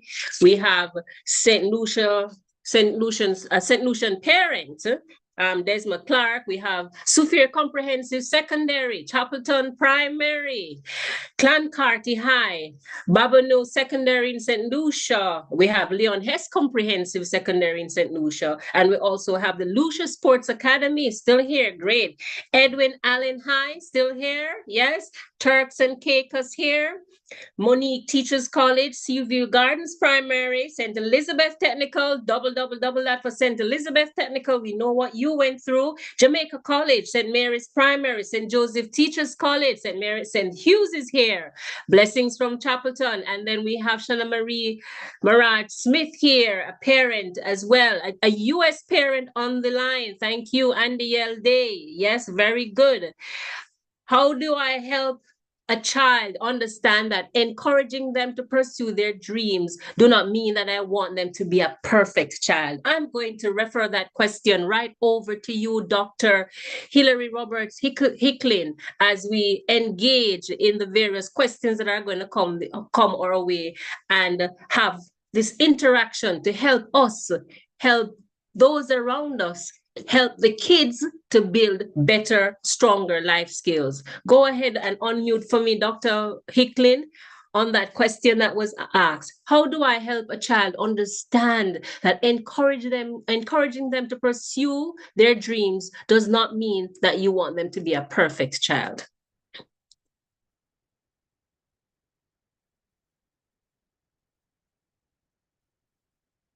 And while we wait on Dr. Hicklin there, let me invite Kirk Morris, the president of JACC, Jamaica Association of Guidance Counselors, to chime in on that. Thank you so much. You may unmute your mic and go right ahead. Thank you, moderator. Can you repeat the question that you were asking, Dr. Hicklin? Yes, a parent had this question: how do you help a child understand that encouraging them to pursue their dreams does not mean that you want them to be a perfect child? All right, thank you. Because most times when you are trying to encourage them, they, as it rightfully said, sorry, let me put this on silent. My phone just ran off. That's okay, we didn't hear it though. All right, that's good. Right. So, but we have to encourage our children in spite of, right? But we have to help them to understand and to know that, listen, you can talk to me about anything. So when you're encouraging them, so once you have a talk and are on the same page with the child and helping them to understand what you want the best for them. So first you have to have that conversation with them to help them to understand that, listen, it's not about being perfect. It's just that this is what I want for you. I want you to do the best you can at everything that you do. I want you to push out your best. I want you to ensure that you be the best version of you. So when you speak with them from the heart, then they will be able to understand where you're going or where you're coming from.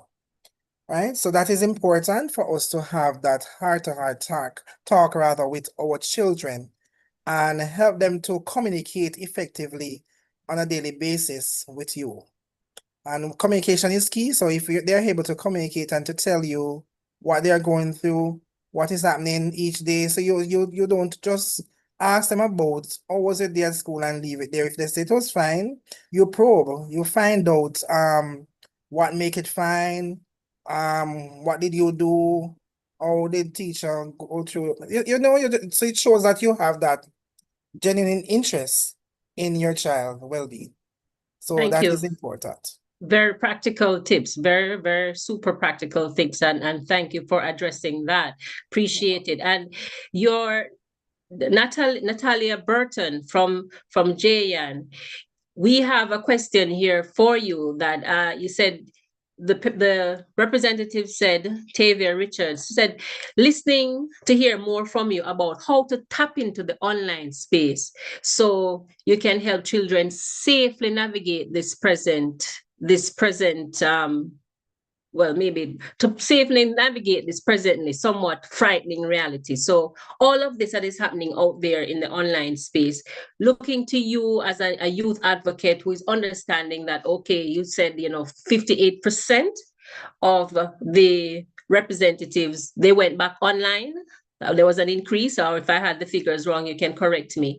But you're saying banning social media so far in the other countries that have done so has actually increased the usage because they have found other outlets. How do we then navigate the space? And asking on behalf of Richard and the rest of the persons present. Yes, thank you for the question. And to clarify the statistic, the ban was implemented, right? For Yes. children under 16. Right.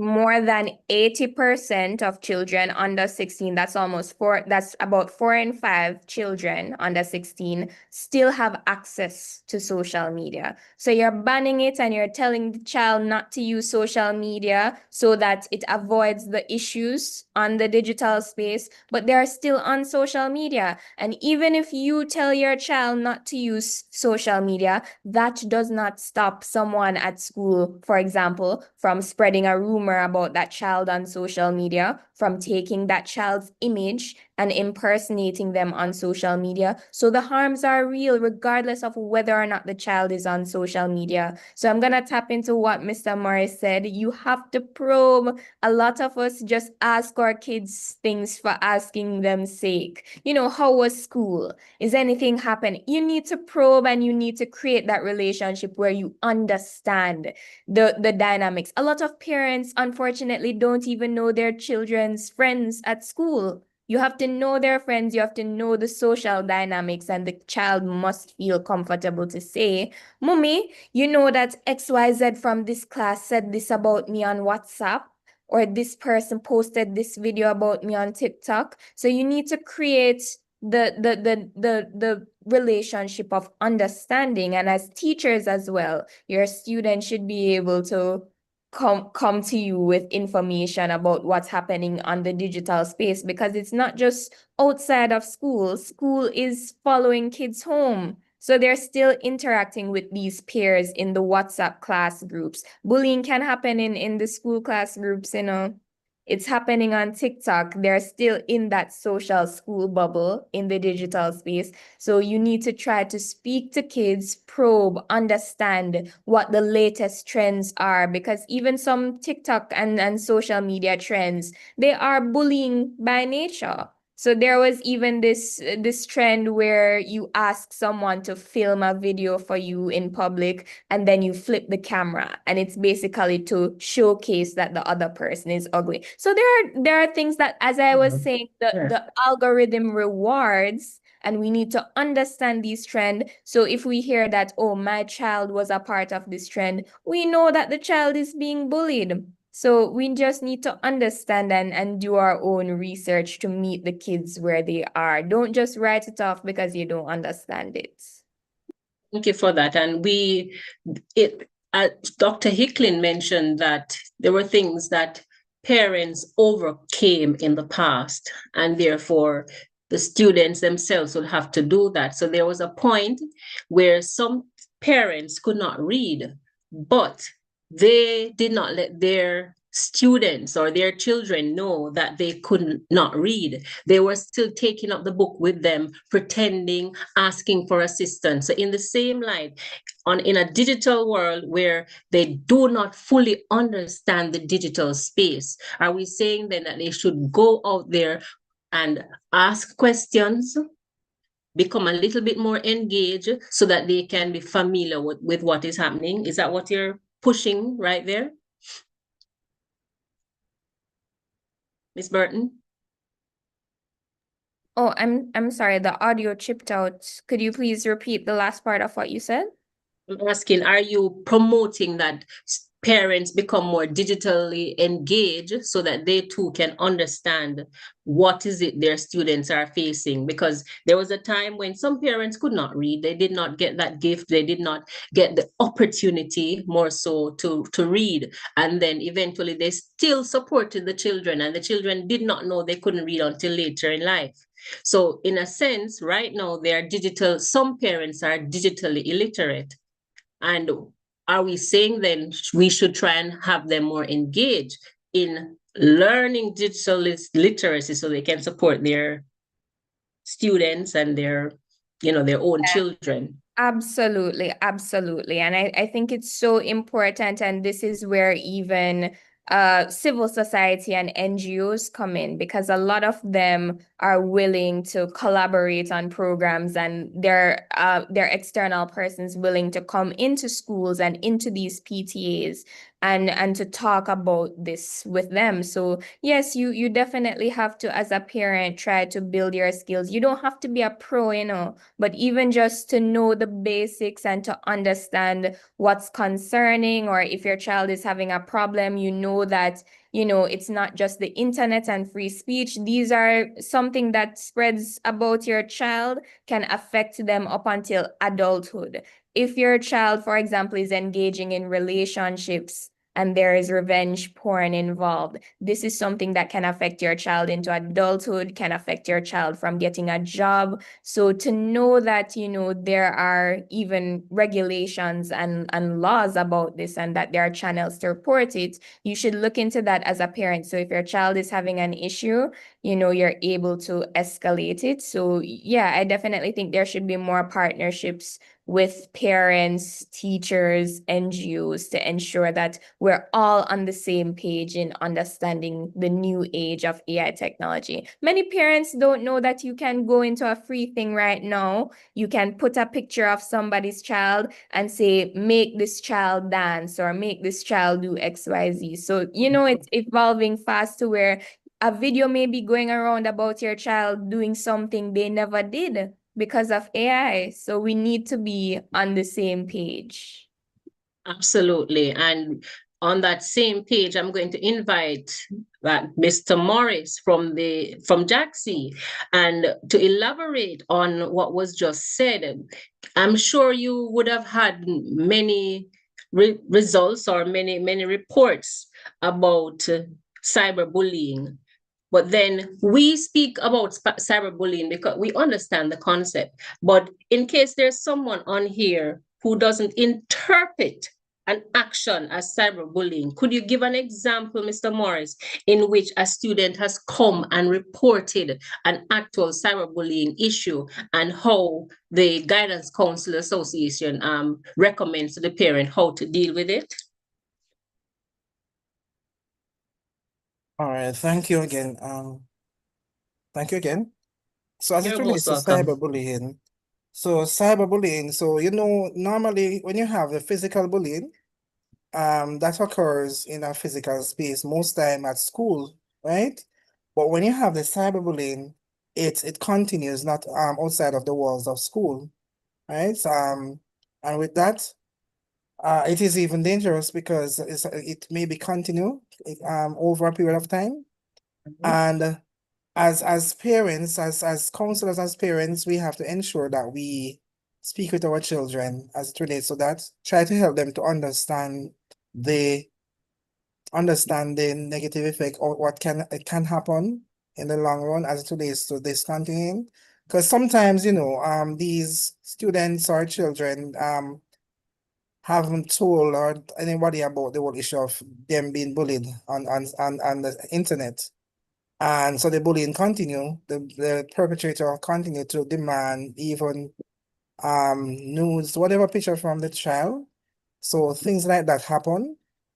So what we have to do For me personally, at that level where I teach, I'm not sure if the other counselors had, but I didn't receive any. But I know from speaking in general, I know it can cause negative effect on the family as well. And but as counselor, we have to ensure that we teach the child the proper way of dealing with the internet. So we can't just tell them not to go on the internet, but we have to guide them because guidance is key. And when we're able to guide them in the right way to help them to understand what is acceptable and what is not acceptable in regards to internet usage, then we can help them to be more effective in how they handle their situation or handle their business online. As it relates to the child coming to anybody to tell them about this, that they are being bullied on the internet, you have to listen to the child. Don't run them and say, not like that, even if you don't understand. So as a parent, the parents need to be more aware so that if they don't understand it, talk to somebody about the whole aspect of cyberbullying so that they can get some insight as it relates to how to deal with it, how to help their children. Right. So how to help them to Go ahead. navigate.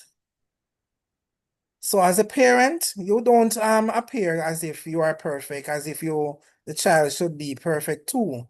But in the other sense, you have to help them to understand that, listen, we're all human. And if you don't know the situation, if you don't know the thing, how to deal with it as parents, it is best for us to get professional help. So if it's even mean that you have to go into the school, talk to the guidance counselor, talk to somebody else who is on the matter of cyberbullying, and to get those well-deserved help that you need, so you can be in turn effectively help your child to cope with that particular situation. So it's important for that. And as I said, the whole issue of it is to communicate, is to understand what is happening. And the next step, if you're not understand what is happening, you can get trusted help for you and Trusted your help. child. Yeah.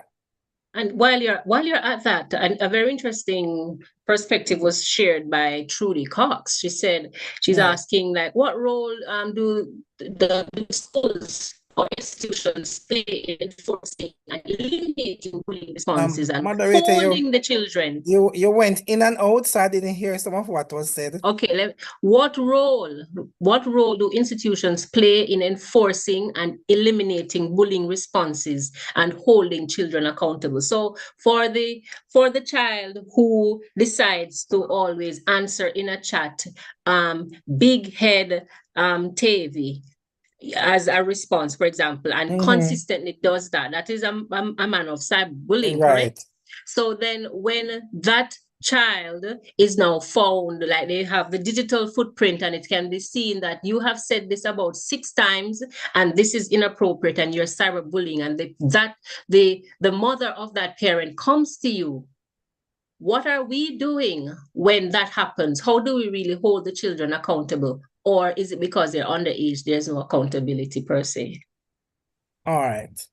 That's a good question, because as it relates to that, especially when you find that in the case that you mentioned that the person continued to speak in the group about that, so the school have to ensure that they have certain policies, that govern certain behaviors in the school. So the school have to ensure that they also put in place things that if the child that is doing doing the bullying, they need to ensure that there are certain sanctions that are there for them, and to hold them accountable where that is concerned. So if you can find that where that the person continue to do this, you speak with them. Always speak with them first for them to understand, and if they continue, then as an administrator or the administration, they need to ensure that certain things are in place, so that if the child breach certain aspect of these policies that are there to govern the school, they will ensure that they pay for it, or some sort of sanctions that are there. And then the parent,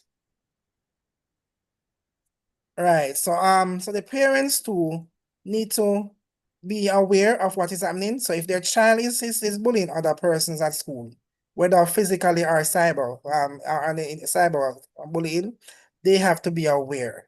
And then as an administrator, they need to share with them that, listen, if your child continue to do this, then we will have to take some form of action, and the school will determine the form of action that would be necessary for the student to be more responsible. To be more responsible. Noted. So then it seems as if there needs to be a specific, as mentioned here, a mandatory social media guidance training for children Right. and the parents, so that they can know and prevent certain actions. I don't find that is so as yet. Yes, so it is something to be worked on. It's one of the things we can take from this forum, to have that kind of initiative. Right. Absolutely, absolutely. Thank you. Miss Marshall, are you there? Not hearing Miss Marshall right now. I Yes, know I'm there's here. I'm thunderstorms here. in some. Hello? I'm having a little bit of issue since there is thunderstorm. My internet is going and coming. Yes, I understand that there was a weather check-in on the chat. Some place nice and sunny, some place with a little thunderstorm. So we So we're totally having come. heavy rains on my side. That affects the internet when it It rains. affects the internet. Yeah. But what's when they gather, when they leave us or leave the school system and they come out to the 4-H, do you have like an avenue where, outside of the whole skill building with the agriculture and learning their garden, do you have an avenue within the 4-H club that allows students to express themselves and to build on mental capacity and strength? Do you have any such initiative So within the 4-H? Yes, we do. So we don't just focus on agriculture. So if you notice, I said we do a lot of leadership development activities. So the club setting is an opportunity for them to socialize with other young people, to talk about what they're going through. We teach them etiquette activities. So while they're there, we are there for them, just like our guidance counselors. So we listen to them, we talk to them, we talk to them about, we are the listening ears, and we stress the confidentiality, because you know that when children know that they can trust us, they will come and talk to us. So a lot of the issues that they are facing, we are able to address them because they talk to us, and we create those opportunities in club settings. And also we have our officers that they can reach out to. We do have some of the groups, the social media groups, the WhatsApp, that they can reach out to us as well. So yes, there are opportunities. We have youth forums, so we have symposium, we have youth forums, we have different opportunities for them to express themselves, to tell us what they're going through. We run camps, we do residential camps, we do day camps. So there are opportunities for them to talk. We do rap sessions, we have all of those activities. We do sessions with parents, how to deal with your children, those kind of things, how to get them, involved. One of the things I encourage, and we encourage parents to do, not just to ask them what's happening and to try to find out, not to try to find out, just, as I said, don't just ask, how was your day, and end it there. Go on to TikTok. You have to learn some of the social media. Join social media and actually go on and see what's happening, because sometimes that's how we find out. Because sometimes the children are afraid to tell us that they are being bullied. They're afraid to tell us what's happening with them. And so sometimes you have to observe them, not just ask, observe the behaviors. When you see the difference in your child, sometimes they won't talk to you, but you can do your own little research around it without invading their privacy and without letting them not trust you, but find ways and means to get onto the portals to see what's happening there as well. It sounds like education, education, education, and standardization. Right. Standardization across, as Natalia Burton mentioned, that we have the same protection and the same sanctions across all schools Totally agree with you on that. Karen Lewis says, concerning making a child not feel that you're expecting them to be perfect. As a parent, do not beat yourself up when you fail at anything. And that's something as adults, so I totally agree with. Just do what you would ask them to do because they're watching how you deal with your own feelings. Very interesting perspective. May I share that there, due to the thunderstorm and stuff that's happening, one of our main panelists, or Dr. Hicklin, she has lost connection and therefore is unable to come back online at this time. However, we have heard from her comprehensively as she gave us insights and would like to even expand on a few of the thoughts that were shared. Trudy Cox mentioned that there's a policy document with all the repercussions and a legal position that can be used as a threat. Where's that policy document available from, Trudy? Can you open your mic and share? Hi, good day, everyone. I Good was just day. making that point as a suggestion where an institution could create a policy document where they could outline the types of behaviors that would be expected from students and the potential repercussions if they breached. So like just informing them of disciplinary action, that could be taken if they breach the guidelines for behavior, like in any situation where you have a guideline for behavior, and in some cases where it might be extreme, there could be legal implications because a parent might want to take out action against another child in the school for extreme actions against their child, and then the institution could become implicated.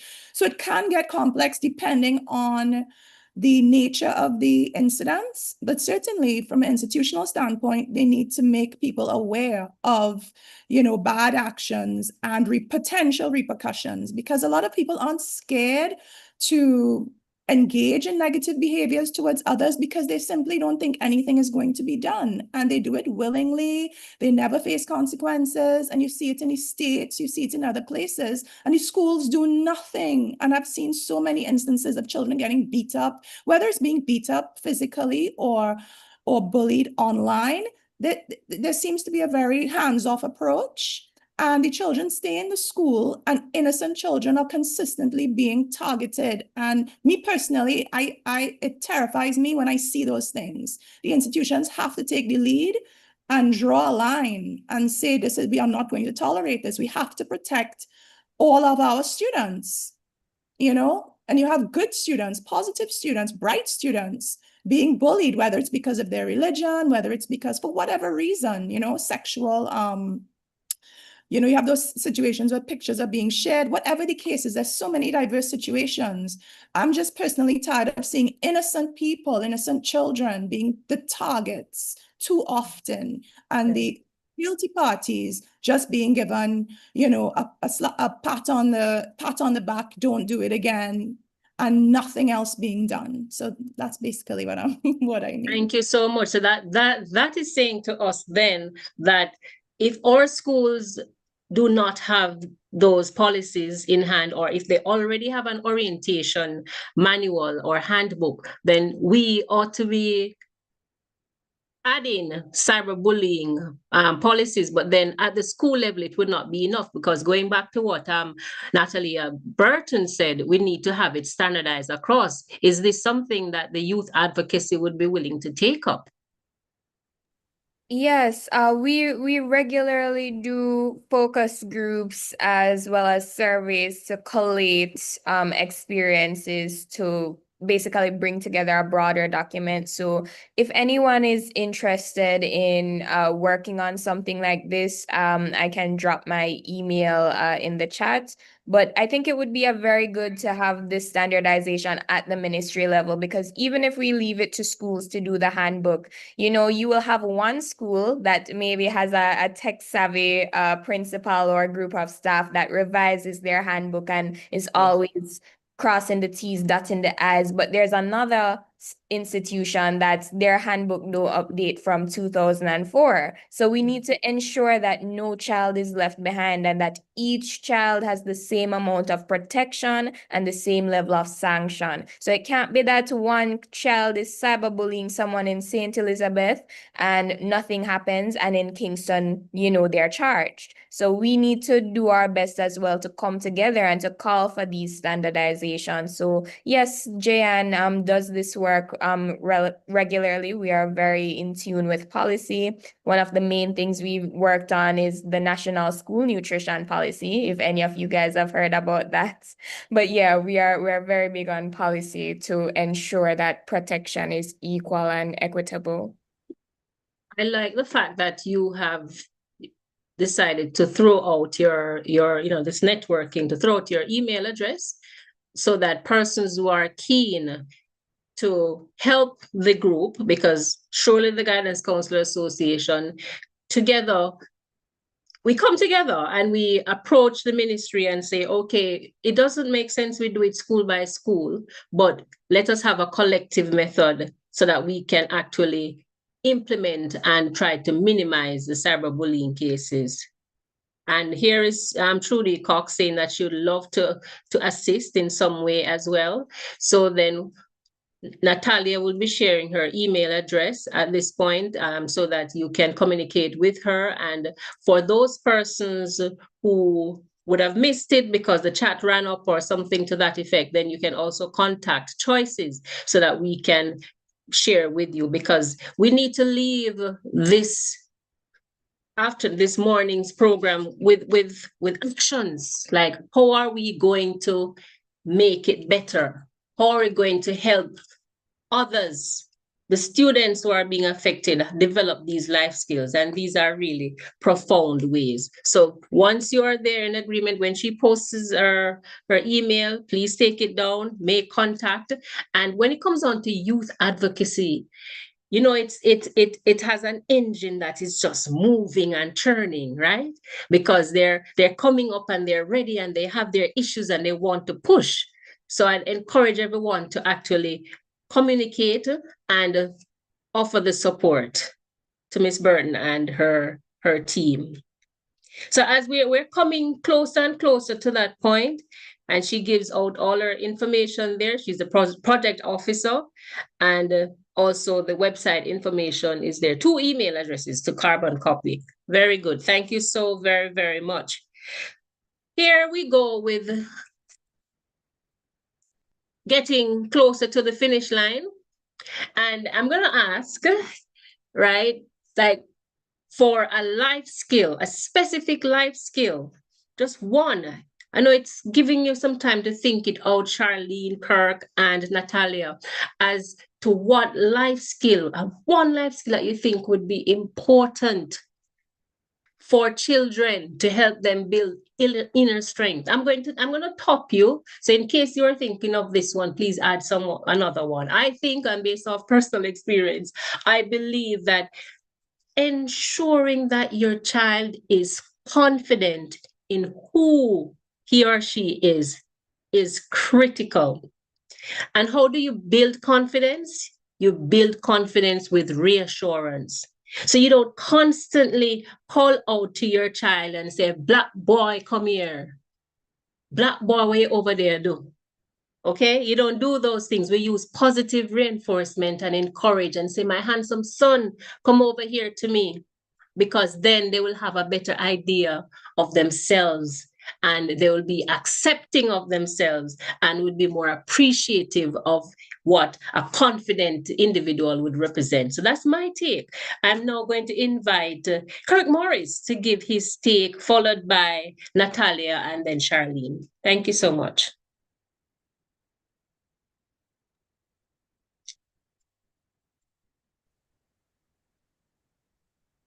All right, thank you again. So for me, what I believe we have to have, so before I'm gonna state a few stuff, but one of the things I'm thinking is that we have to help our student to, as you said, positive affirmation, we have to help them to show them or model that sort of behavior of positively reaffirming yourself or affirming yourself. So that's one of the main things that we have to do as counselors and as parents in general. So one of the things that we can do in order to make it a practical use, when you look at even the workbook, we can Yes. turn workbook questions into real life conversation. And that will be good instead of having the child fill out the answer and move on and use prompt during daily routines. You can help them to use that as a form of means to communicate with them. So instead of they filling out the booklet, use it as a real life experience for them to communicate. Also, you can help them to use it or to pair the skills with the household responsibility. So you match a workbook topic to a real life task and also help them to sort of give them that responsibility to take care of a task from start to finish. Right. Yes, that's it. Thank you. And as you mentioned workbooks, I have here help your child to educate. Okay, it's not showing up as much, and life skills and decision-making skills. These are two workbooks available from Choices Career and Education Advice Limited, which once we move out, reach out to the guidance counselors, we encourage them. They're only $450 each, but it is a comprehensive look at helping a child to understand where they are, how they think, how they interpret. For example, right here, there's a section on page 19, that says, don't kill the conversation. Parents have a way of killing the conversation by asking what is known as dead-end questions. For example, you may see your child looking obviously sad. Don't just ask, are you sad? Right? This is a dead-end question. You can say something like, I see that you're looking a little bit down. Why are you looking so down, if you don't mind me asking? Or can you share what happened? Yeah, so we have to shift as adults in the space. We also have to shift how we interact, because there's a orientation that we never got as to how to deal with these emotional feelings, right?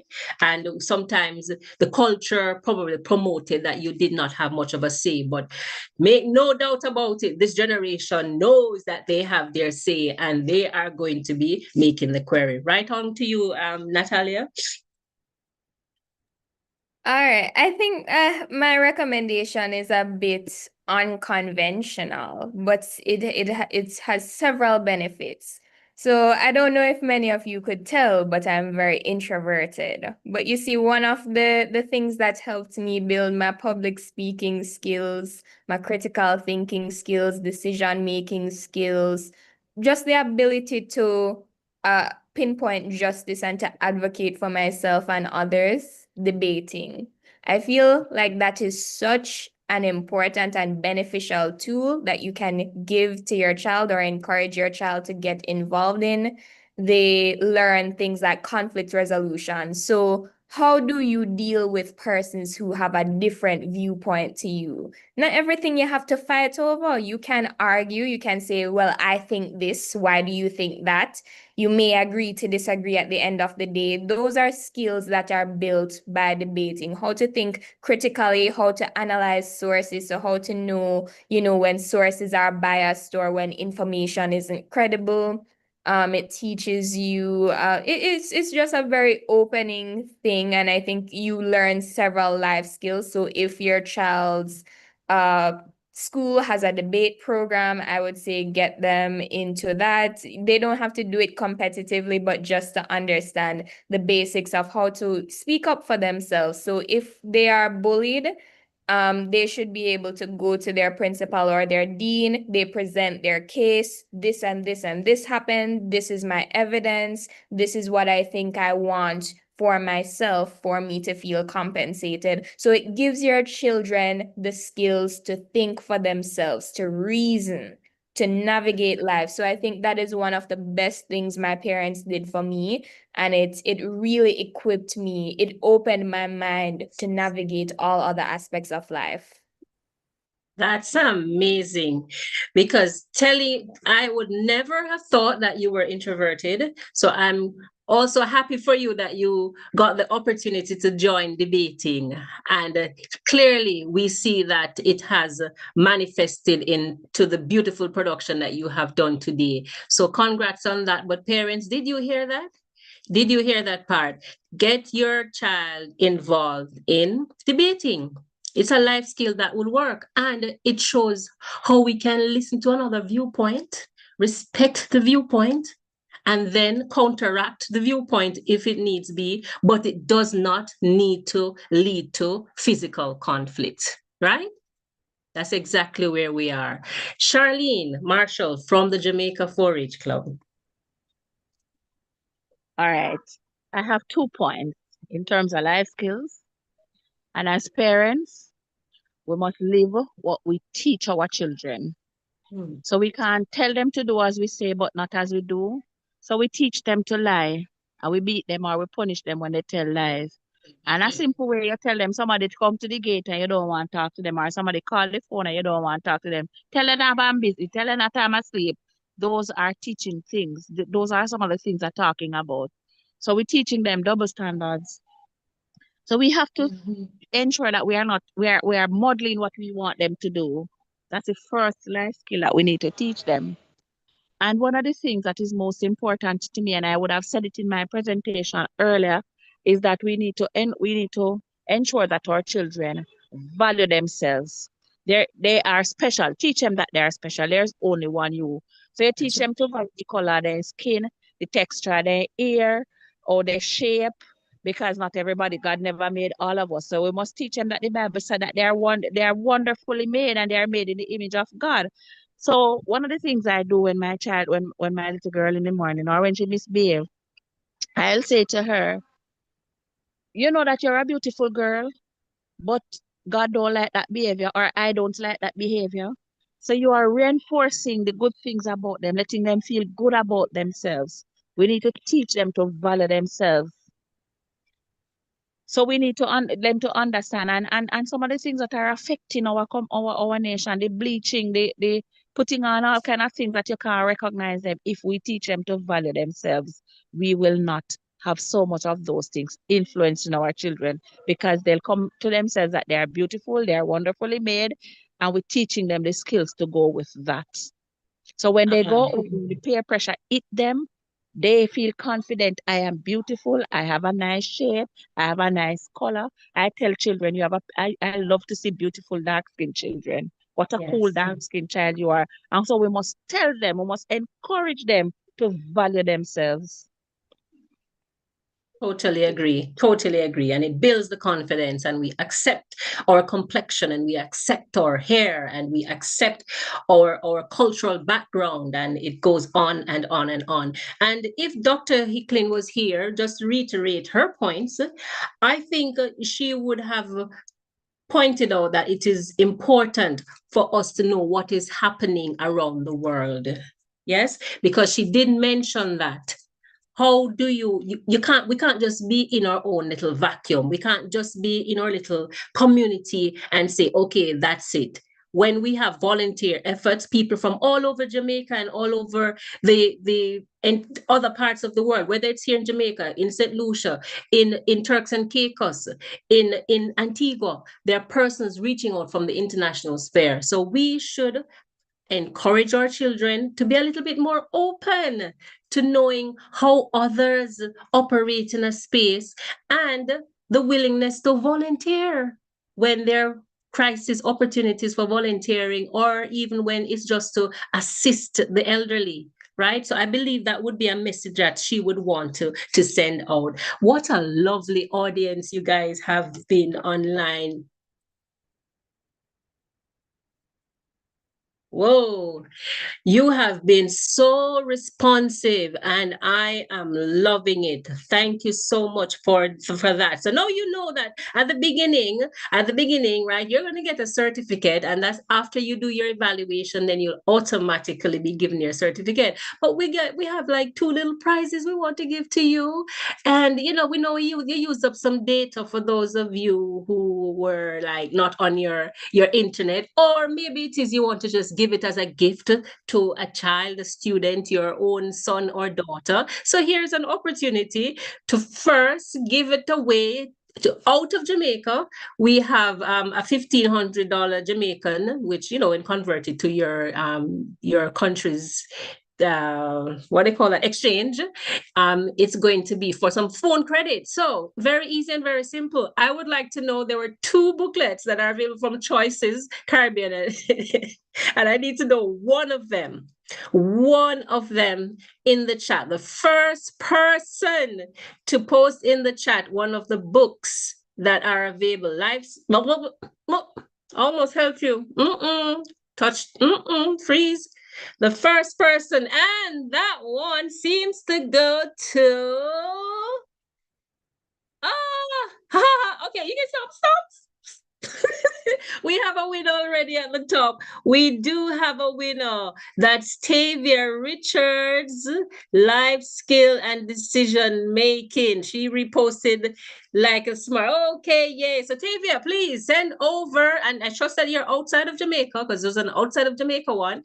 Send this over, send your information to Jamie Lee Wisdom. So look for her privately and send your contact information to her. Congratulations. Let's give it up for her. Give it up, give it up, give it up.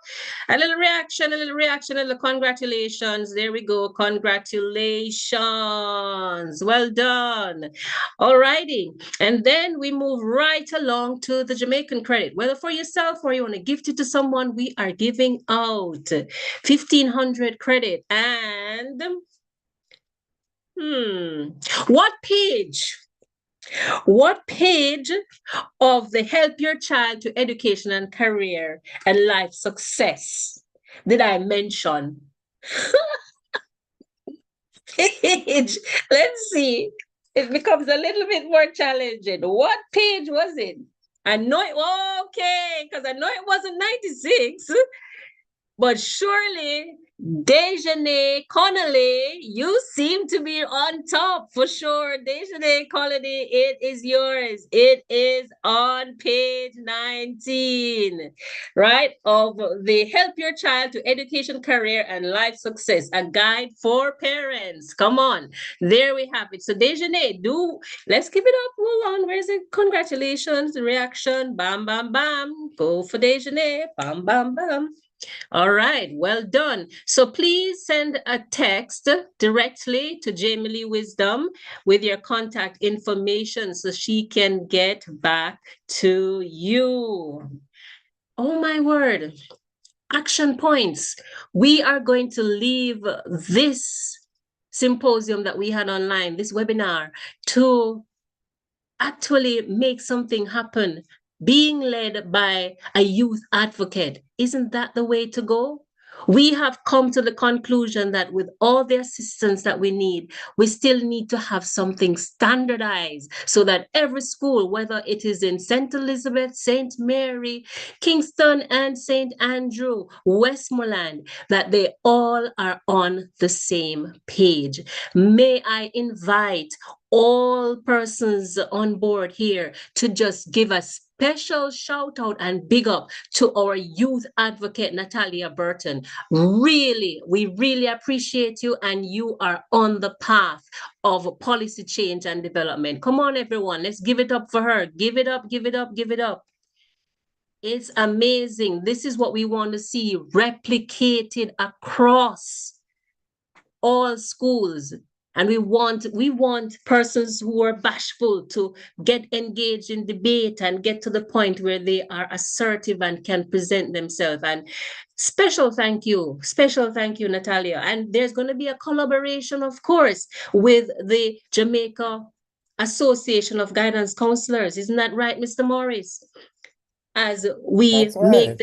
Of course, because we have to get to that point where we can't just have people taking our photos and snapping them and changing them out and it's bad, don't do that again. No, we have to get to a point where it becomes serious stuff, and we are grateful for that collaboration. Trudy Dixon, you are there and said that you wanted to get that done. And Charlene Marshall, you're there helping and pushing the whole leadership development within a 4-H space. So persons that do not have 4-H clubs in their schools, we need to make sure that we have them up and running again. Or if they're there and sort of just slagging behind, hey, get back that energy and make it happen. It is what we want. We want to engage them with life skills. We want confidence. We want an assertion in themselves.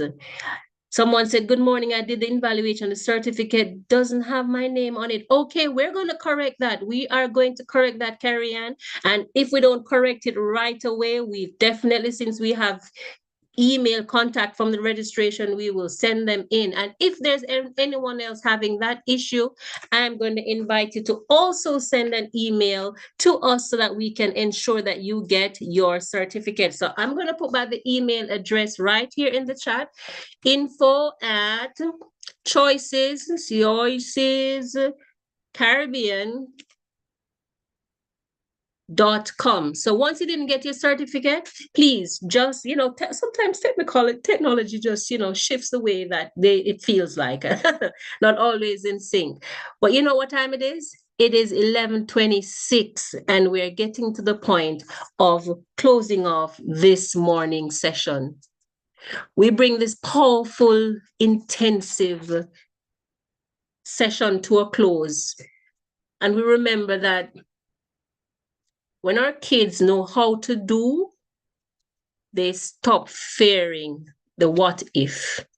When they know how to behave on social media, they become more responsible.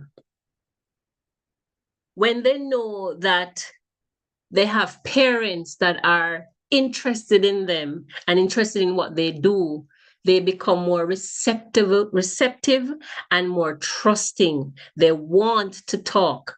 And that's where we're shifting the energy. We want to allow the students to talk. We understand that culture may have played a part in those that are parents now, where they were told, you need to be quiet, but not anymore. It is shifting, and we are a part of that shift. We are a part of the shift. Someone is asking here to please post back the evaluation. Jamie Lee will do that shortly. Jamie Lee, just post back the evaluation for us so that you can get it. We'll just have it reposted very shortly. But you are most welcome. May we take the time out to thank Jayan for the representation and for the work that you continue to do. The Jamaica 4-H clubs. I was never a 4-H club member, but after learning about it, I said I should have been, right? For the Jamaica Association of Guidance Counselors in Education, your task is mammoth. You take on the principal, the teachers, the dean of discipline, all those persons and the parents when issues come up, and we continue to appreciate what you do. To the Barita Foundation, we continue to thank you for your support as we make impactful lines into just our youth and their development. And of course, there is Choices. Choices believe in career education and advice. Choices came about to help persons who were clueless, and there's still students who are clueless. When they do the career key, they get a better idea of how their personality can match a work, a job, or an entrepreneurial venture. With all that in mind, it is a great system to have in your schools, and we encourage you to have your students take the career key each year. Ladies and gentlemen, I know you're having issues with the link. We're about to officially close off. We thank you for choosing to build strong students with inner strengths, or your own child with inner strengths and life skills. The session is about to be officially concluded. However, we will just keep it open because we're having the little technical glitches with the evaluation and the certification. So we'll just keep that open. But I'm already getting the feedback that it's been a great session. It's been empowering. Thank you so much for your time. Thank you for being here. And may you continue to be blessed as we make inroads into helping our kids build inner strength and life skills. I've been your moderator, Sona Mirage. Until next time, you all take care. Thank you, Miss Mirage. You're welcome. All right.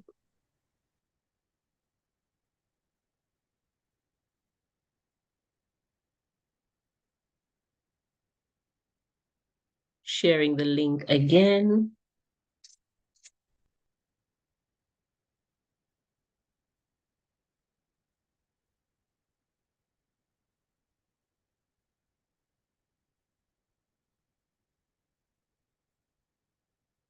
Welcome.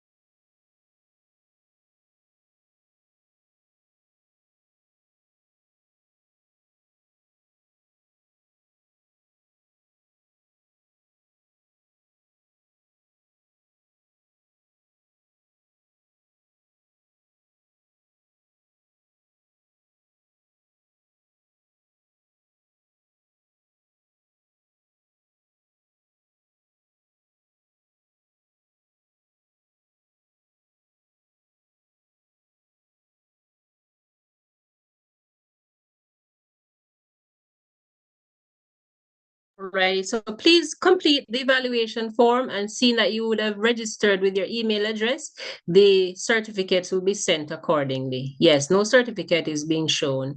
So what I'm going to, once you've completed the evaluation, the email address would have been provided, and then the certificate will follow.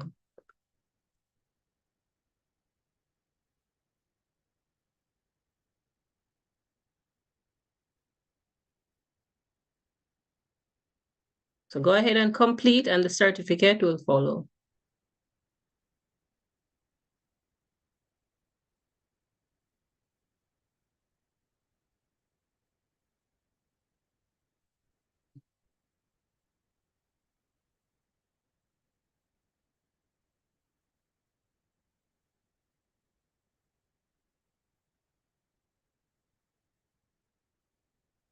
Oh, Rosalie, you saw your certificate, but your name is not on it.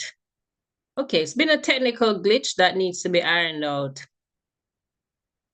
Okay, same here. It will be ironed out. Noted.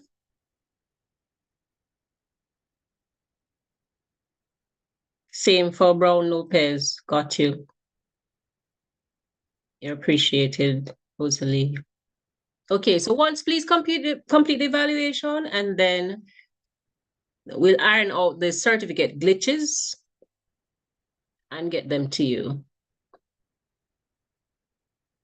Understood, Donna Randall Winter and Annalie. So you would have at least completed it, so we appreciate that, Desmond Charles. Yes.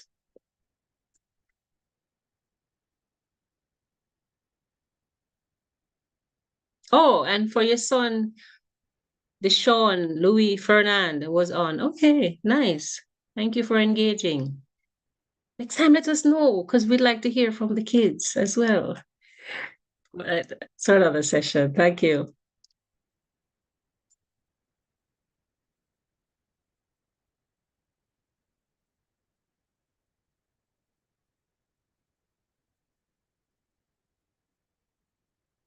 Control C.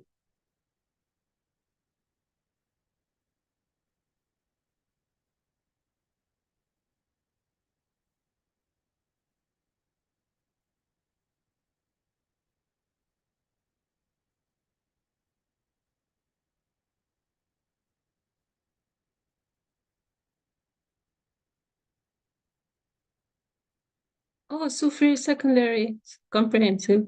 Okay. It's here.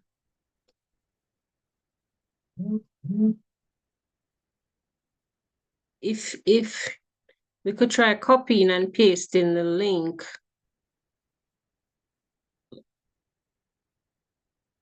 Like copying the link and pasting it.